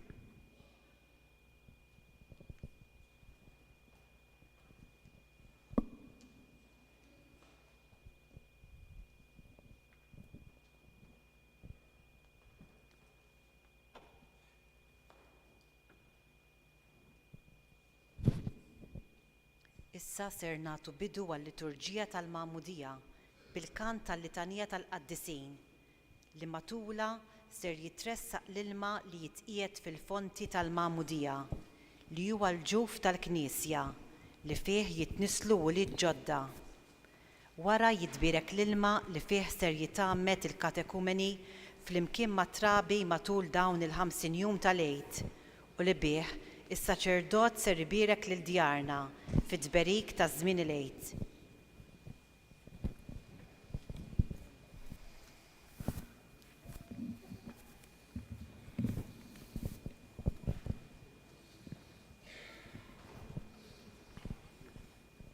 Ħuti Jeżies, ninaqdu qalb waħda u bit-talb tagħna inqawwu t-tama ta' danħuna Sem biex issa li se jitnissel mill-ġdid bil-Magħmudija, Alla l-Missier li jista' kollox fil-ħnina tiegħu jagħtih kull għajnuna meħtieġa.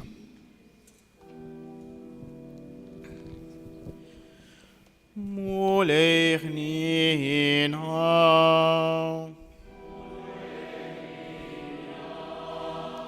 Kristu ħnina.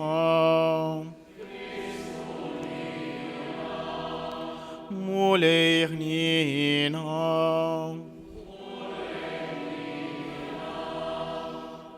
Addisa Maryam Allah. Samikil.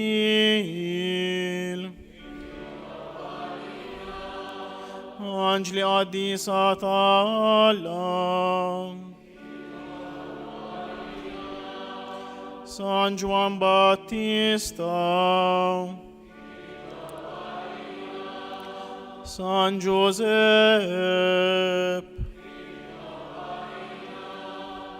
San Pietro, San Paul. Sant'Andrea. San Juan. Santa Maria Maddalena. San Stefano. Sant'Ignazio d'Antiochia.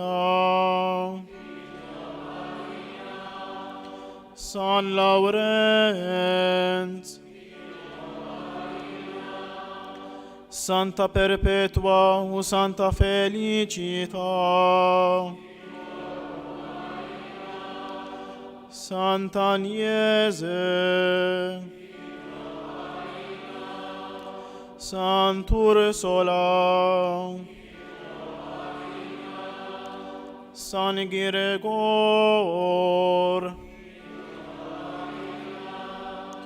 Santo Estin.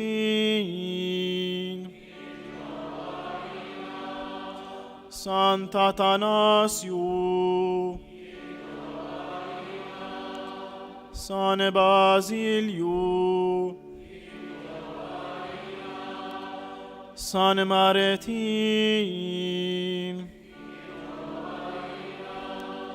San Benedetto. San Francisco, San Domenico. San Francisco Saverio. San Giovanni Maria Vianney.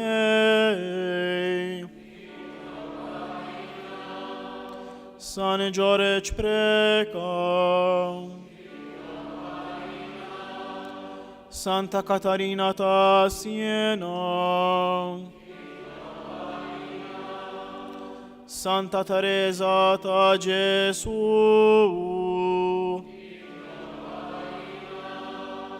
Beato Nazio Fallezzon.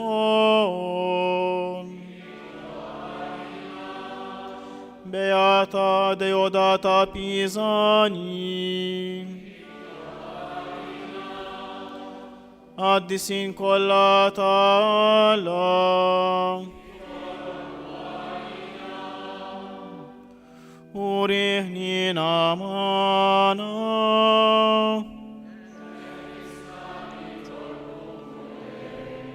Min kuldeni.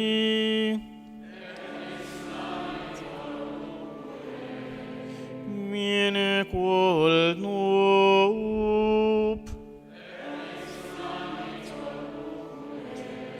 Mil meuta deiem. Blincarnazioni tiec. بالموت والآمنة تيك بالإسبريتو سانتو مساوافونا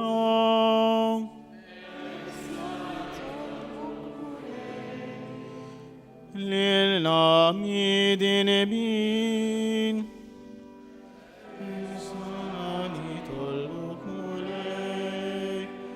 Għati l-dan il-mażul tijek, it-nissi l-ġdid bil-grazzja tal-mamudija. Ismana nitolbu kulek. Ġesu iben tal-ħaj.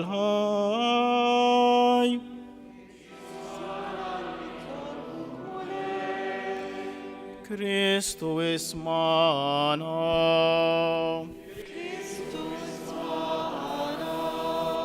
Kristu il-qattal btana.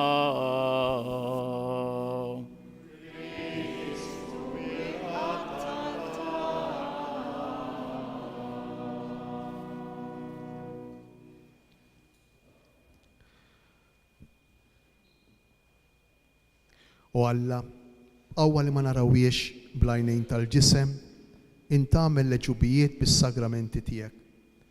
B'ħafna modi ħejjejt l-ilma li jintiħlaqt biex juri l-grazzja tal-mamudija. Fil-bidu tad-dinja l-ispirtu tiegħek infirex fuq l-ilmijiet biex sa minn dak iż-żmien stess l-ilma jieħu fih innifsu l-qawwa li tqaddes. Fl-ilma tad-dilluvju inti tajtna sinjal ta' twelid ġdid biex bil-misteru tal-istess ilma jinqerdu drawwiet ħsiena u jitnislu drawwiet tajba. Inti għaddejt lil uliet Abraham fl-inxejf minn nofs il-baħar tal-qasab biex il-poplu tiegħek meħlus mill-jasar tal-farawn ikun xbija minn qabel tal-poplu Mammed.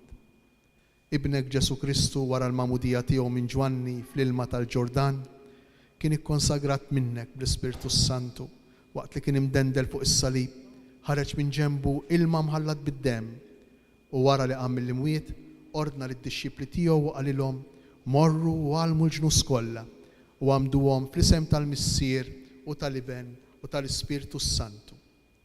Ħares mela mulej lejn il-Knisja tiegħek u iftħilha lajn tal-ilma tal-mamudija. Għamel li dan l-ilma jilqa' fih il-grazzja ta' ibnek mill-Ispirtu Santu biex il-bniedem li jintħlaqtu xbija tiegħek jinħasel minn kull tidnis qadim ta' dnub permezz tas-sagrament tal-mamudija u mill-ilma u l-Ispirtu Santu jirxoxta bħala iben ġdid tiegħek.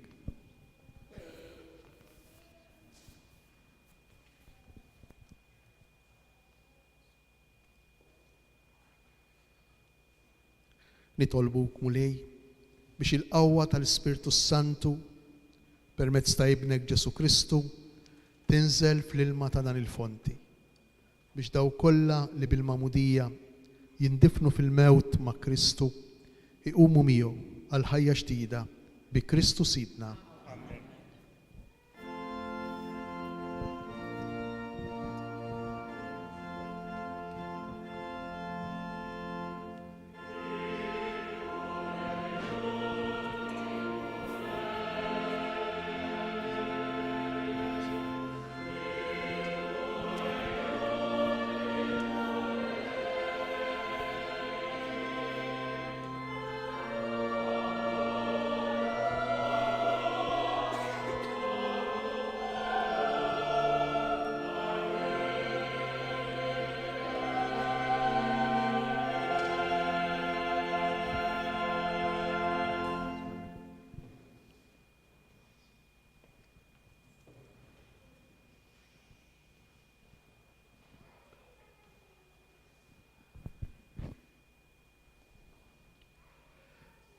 Dear Sam, do you renounce sin so as to live in the freedom of the children of God? I do. Do you renounce the lure of evil so that sin may have no mastery over you? I do. Do you renounce Satan, the author and prince of sin? I do.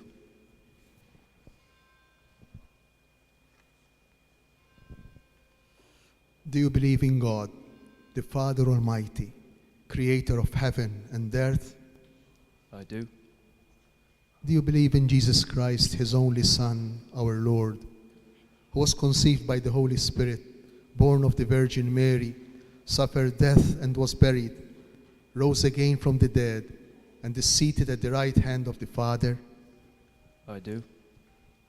Do you believe in the Holy Spirit, the Holy Catholic Church, the communion of saints, the forgiveness of sins, the resurrection of the body, and life everlasting?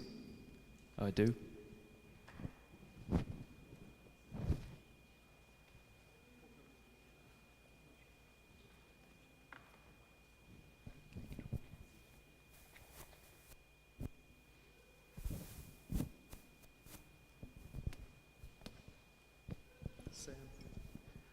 I baptize you in the name of the Father, and of the Son, and of the Holy Spirit.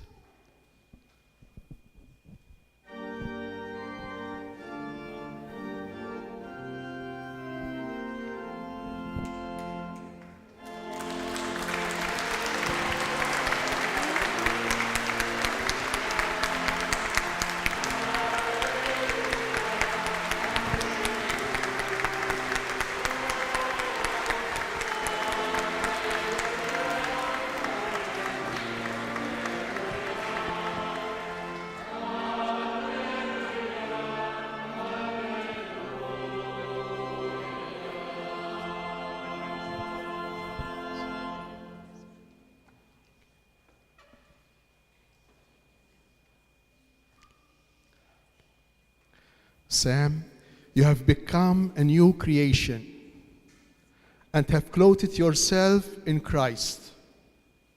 Receive this baptismal garment and bring it unstained to the judgment seat of our Lord Jesus Christ, so that you may have everlasting life. Amen.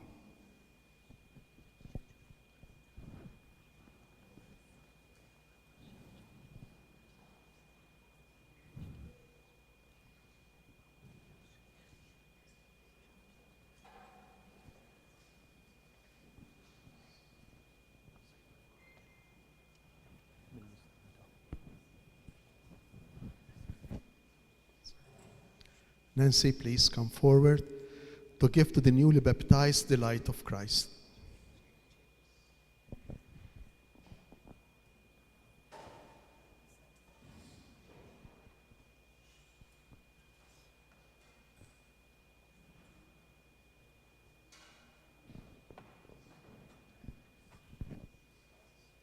Dear Sam, you have been enlightened by Christ. Walk always as a son of the light, and keep the flame of faith alive in your heart. When the Lord comes, may you go out to meet him with all the saints in the heavenly kingdom. Amen.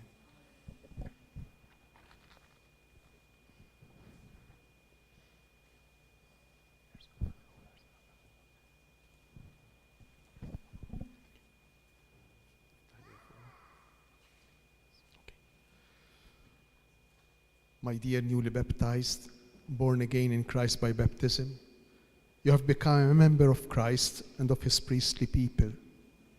Now you are to share in the outpouring of the Holy Spirit among us. The Spirit sent by the Lord upon his apostles at Pentecost and given by them and their successors to the baptized. The promised strength of the Holy Spirit, which you are to receive, will make you more like Christ and help you to be a witness to his suffering, death, and resurrection. It will strengthen you to be an active member of the church and to build up the body of Christ in faith and love. Ħuti Jeżis, nitolbu lill-Alla l-Missier li jista' kollox għal dan l-iben adottiv tiegħu li fil-mamudija diġà twilet mill-ġdid tal-ħajja ta' dejjem, nitolbuh biex fit-tieba tiegħu isawwab fuqu l-Ispirtu Santu ħalli jwettqu bil-kotra tad-doni tiegħu u bid-dilka tiegħu jagħtih xebb sħiħ ma' Kristu l-iben ta' Alla.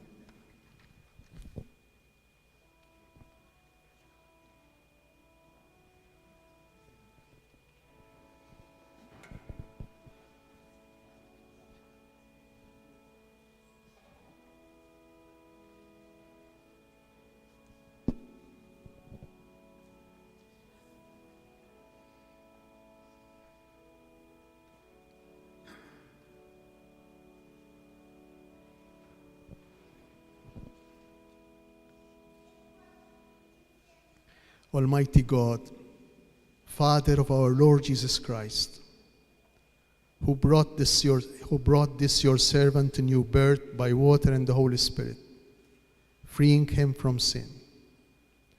Send upon him, O Lord, the Holy Spirit, the Paraclete. Give him the spirit of wisdom and understanding, the spirit of counsel and fortitude, the spirit of knowledge and piety. Fill him with the spirit of the fear of the Lord, through Christ our Lord. Amen.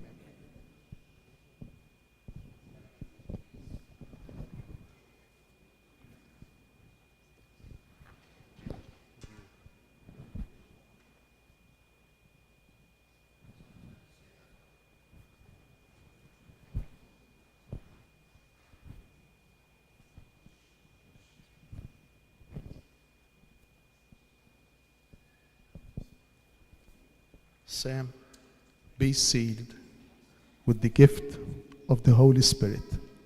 And with your Amen. Peace be with you. And with your spirit.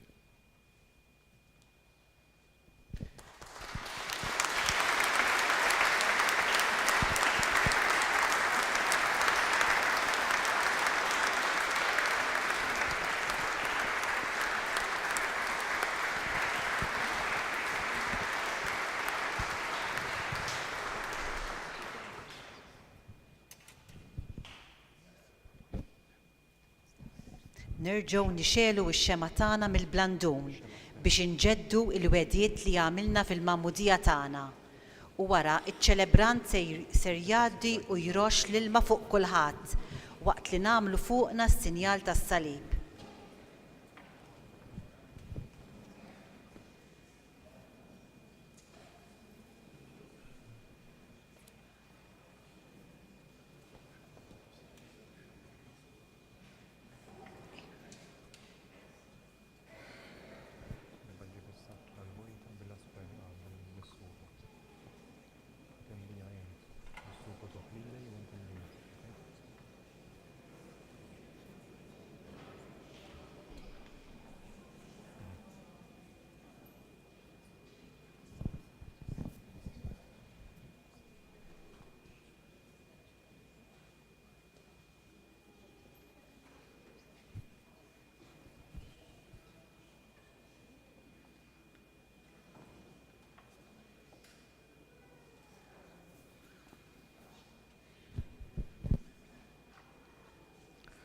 Ħuti Jeżies bil-misteru tal-għid aħna ntfinna ma' Kristu fil-magħmudija biex miegħu ngħixu ħajja ġdida.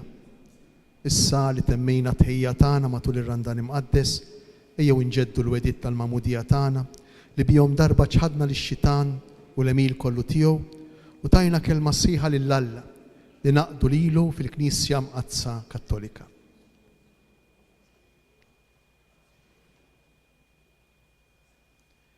Huwa l-mument li fih nerġgħu ngerbu l-blata jew nħallu lill-Alla l-anġlu ta' Alla mibgħut mis-sema jaqleb il-blata u jimlina bit-tama fil-ħajja ta' dejjem fil-qawmin mill-imwiet li nistgħu ngħixuha fl-imħabba ta' bejnietna. San Ġagwi jgħid minn dan nafu li aħna għaddejna mill-mewt tal-ħajja jekk aħna nħobbu lil xulxejn.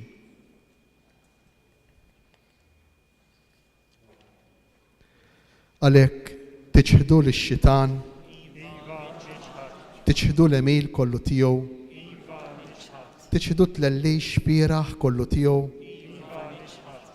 temnu intom falla l-missier li jista' kollox li ħalaq is-sema u l-art, temnu f'Ġesu Kristu ibnu l-waħdini u sidna li twilet minn Marja Verġni bata miet difnuh qam minn bejn l-imwiet u qiegħed fil-lemin tal-missier. Temnu fl-Ispirtu Santu, fil-Knisja Mqazza Kattolika għalkemm imlija bid-difetti, fix-xirka tal-qaddisejn, fil-maħfra tad-dnubiet, fil-qawma mill-imwiet u fil-ħajja ta' dejjem. Iva. U Alla li jista' kollox, mis-sirsidna Ġesu Kristu li nissirna mill-ġdid bl-ilma u l-Ispirtu Santu u tagħna wkoll il-maħfra tad-dnubietna iħarisna bil-grazzja tiegħu f'Ġesu Kristu sidna għal ħajja ta' dejjem. Amen.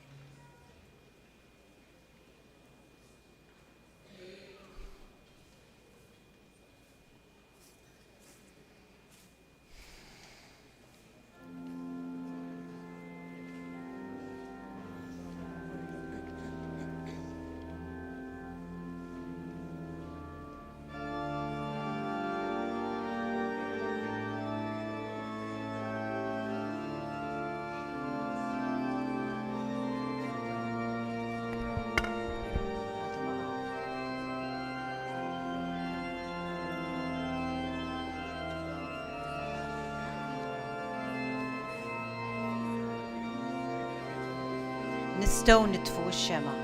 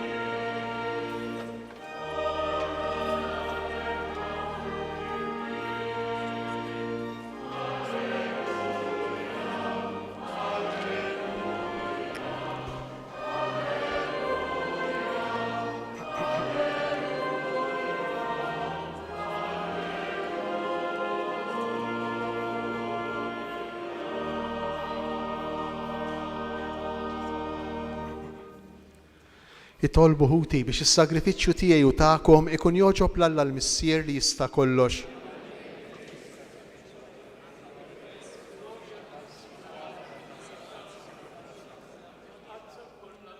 Il-qamulej jittalbu l-offerti tal-poplu tiegħek biex dak kollu li kien mibdi bil-misteru tal-għejd bl-għajnuna tiegħek ikun ilna ta' fejqan ħalli naslu fil-ħajja ta' dejjem bi Kristu Sidna. Il-mulej magħkom. Nerfgħu qlubna l-fuq. Nissu ħajr lill-mulej Alla tagħna. Sewwa u xiraq tas-sew mulej tajjeb u taġej tas-salvazzjoni tagħna li dejjem nistqarru l-glorja tiegħek imma b'ferħ akbar inxandruha f'dan il-lejl li fih ġie sagrifikat Kristu, il-ħaruf tal-għejd tagħna. Hu il-ħaruf tas-sew li neħħad nubiet tad-dinja. Bil-mewt tiegħu eret il-mewt tagħna u bil-qawmin tiegħu kisbilna ħajja ġdida.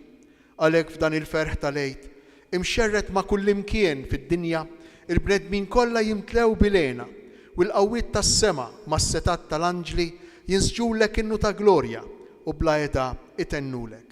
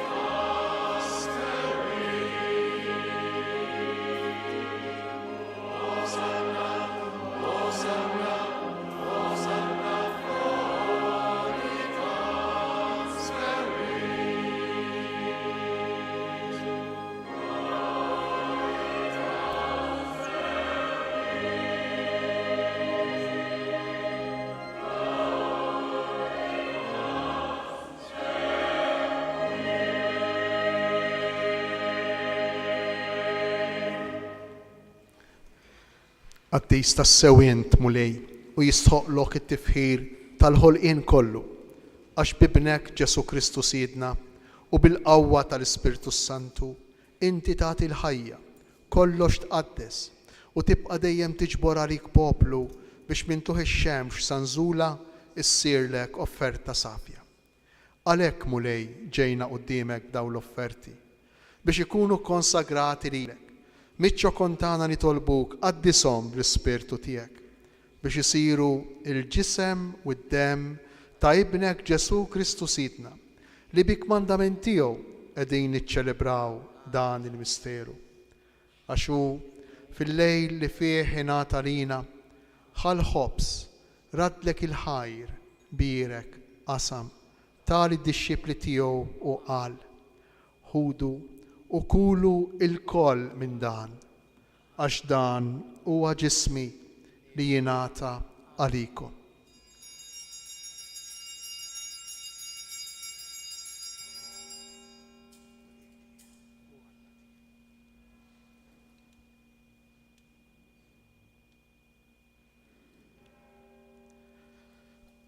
Ekku koll wara l-ikla, ħal kalċi radlek il-ħajr birek tali d-dixxipli tiegħu u qal ħudu u ixorbu minnu il-koll għax dan huwa l-kalċi ta' demmi tal-patt il-ġdejd li jibqa' għal dejjem id-demm li jixxerret għalikom u għall-bnedmin kollha għal maħfra ta' dnubiet.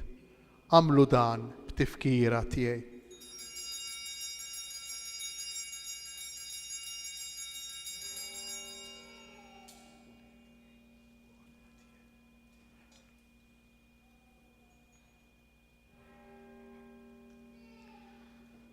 Dan hu il-misteru tal-fidi.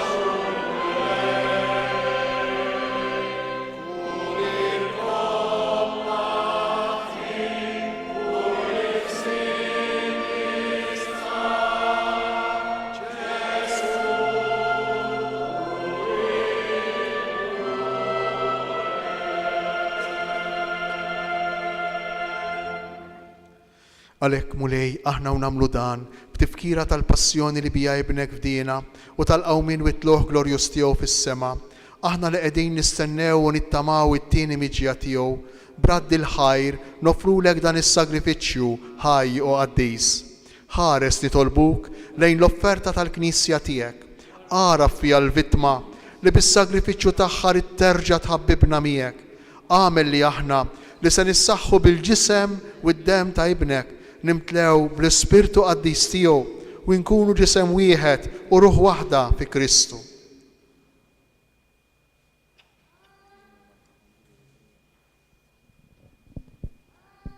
Nitolbuk li jagħmel minn l-offerta li tibqa' dejjem quddiemek biex inkunu nistgħu niksbu l-wirt mal-mażunin tiegħek, mal-Verġni Mqazza Malla Marija, ma' żewġa San Ġusepp, mal-Apostlu u l-Martri Glorjużi tiegħek u mal-qaddisin kollha li kif nittamaw jidħlu dejjem għalina quddiemek.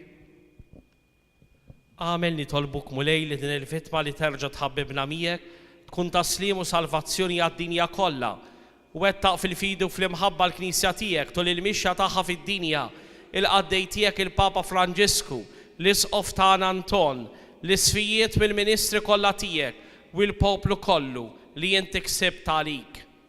Il-qabi tjieba t-talb u x-xewqat ta' din il-familja li jintritta tinġabar madwarek f'dan il-lejl qaddis tal-għid.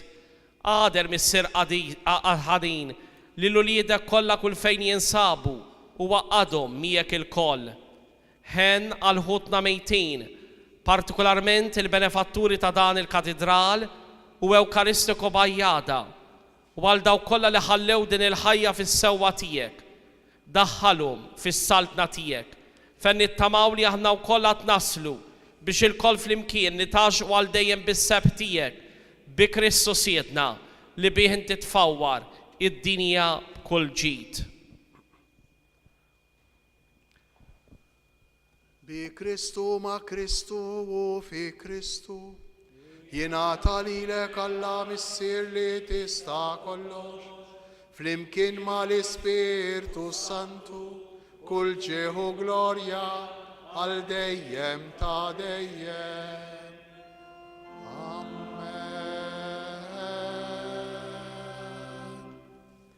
Ejjew nitolbu kif għallimna u ridna nagħmlu li ben ta' Alla għas-salvazzjoni tagħna. Missirna li inti fis-smewi jitqaddes ismek, tiġi saltnatek, ikun li trid int kif fis-sema hekk fl-ard. Ħobsna ta' kuljum għatina llum. Aħfrilna d-nubitna bħalma naħfru lil minuħa tiegħina, iddaħħalniex fit-tiġrid, isteħlisna mit-teni. Eħlisna nitolbuk mulej minn kull deni, għatina fit-tieba u l-ħnina tiegħek il-paċi fi żmienna biex inkunu ħielsa dejjem mid-dnub u mħarsa minn kull inkwiet aħna u nistennew u nittamaw lejna u l-miġja tas-Salvatur tagħna Ġesu Kristu. Mulej Ġesu Kristu li qed lill-Apostli tiegħek inħallilkom isliem, natikom isliem tiegħi, tħarix lejn dnubitna, iżda ħares lejn il-fidi tal-Knisja tiegħek. Għatija slimu laqda li jintrit fija, int li tgħix wis-saltan għal dejjem ta' dejjem. Il-paċi tal-mulej irxuxtat tkun dejjem magħkom. Għatu l-paċi lil xulxin.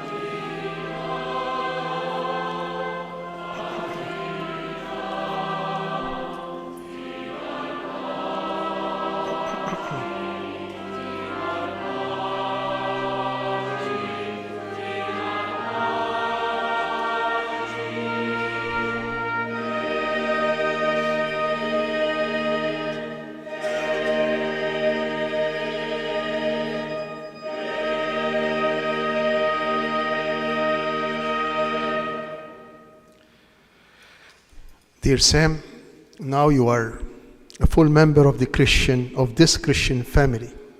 For the first time, you are to partake together with us in the sacrament of the Eucharist. This is the climax of your Christian initiation and will make us one body and one spirit in Christ. This nourishment sustains our Christian life and is a foretaste of the eternal banquet. Blessed are those called to the supper of the Lamb. Danu il-ħaruf ta' Alla, danu li jneħħi d-nubiet tad-dinja, ħenjin dawk li huma mistiedna għal din l-ikla tal-ħaruf. U lej, stejt kelma waħda, ruħi tkun Wasalna għal mument ta' tqarbina l-ġdida ta' dan il-għid. Illum it-tqarbin ser isir kemm bil-ħobs ikkonsagrat kif ukoll bl-inbit ikkonsagrat. Kulħadd jitqarben fl-eqreb post biex nevitaw id-diżordni u hekk it-tqarbin isir bil-ġabra li tixraqlu.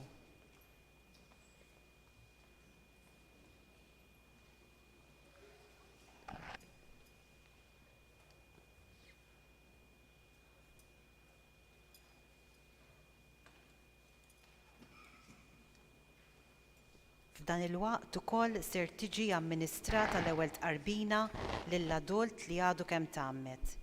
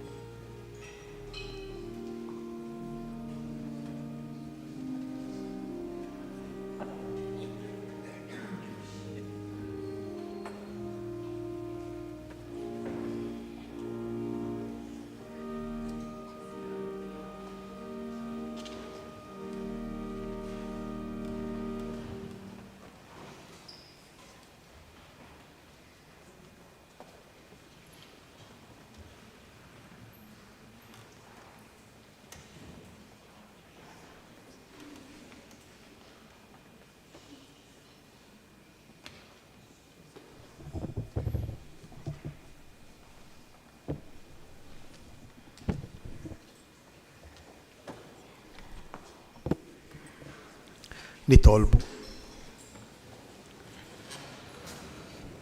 Bil-grazzja u t-tiba tiegħek u Alla, ħares dejjem il-Knisja tiegħek li jinġedditta bil-misteru tal-għid u wassala fid-dawl tal-qawmina l-ħajja bi Kristu Sidna.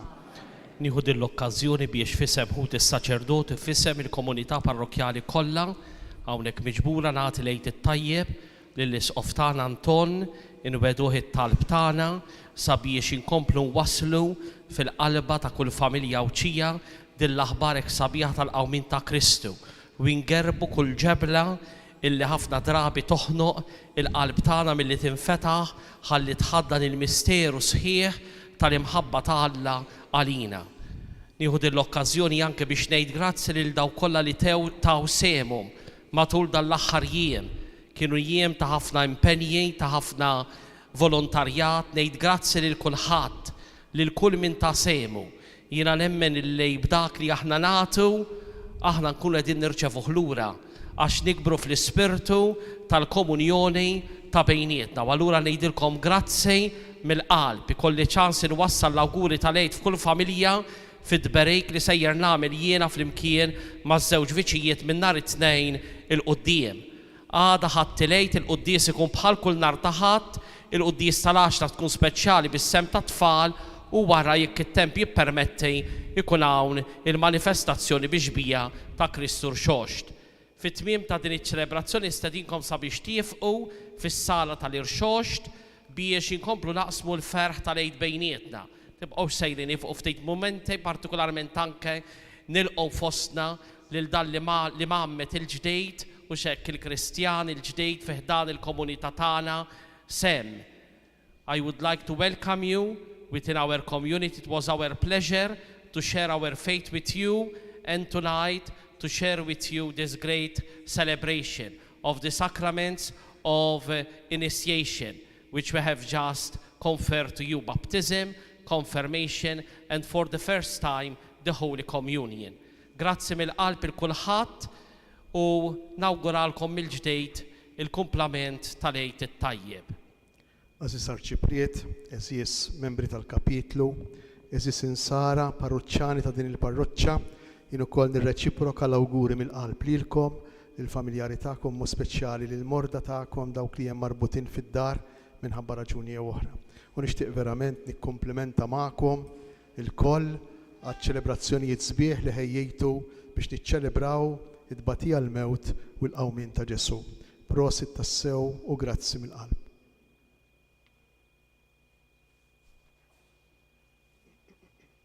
Fit-tmiem ta' di ċelebrazzjoni sejrejn inkantaw għall-ewwel darba f'dan il-għid it-talba lil Verġni Mbierka, l-antifona tar-Reġina Ċeli. Il-mulej magħkom. Imbaxxu rasna l-barka ta' Alla.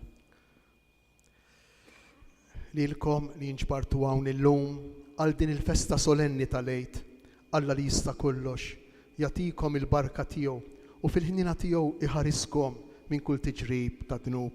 Amen. U li ġedditkom għal-ħajja bil-qawmien ta' ibnu l-waħdini mill-imwiet, iwettaqkom fit-tama fil-ħajja bla tmiem. Amen. Bħalma fakkartu bil-ġabra il-passjoni tal-mulej u issa qed tifirħu bil-festa tal-għid. Iwassalkom ukoll bil-grazzja tiegħu fil-festa tal-għena għal dejjem fis-sema. Amen.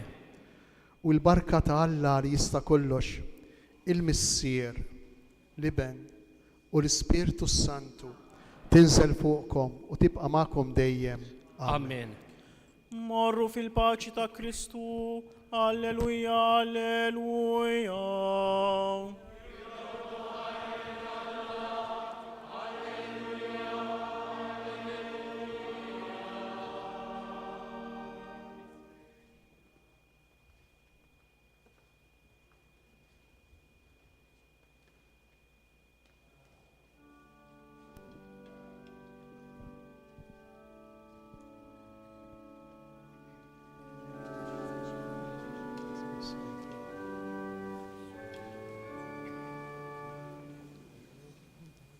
Regina Celi, leta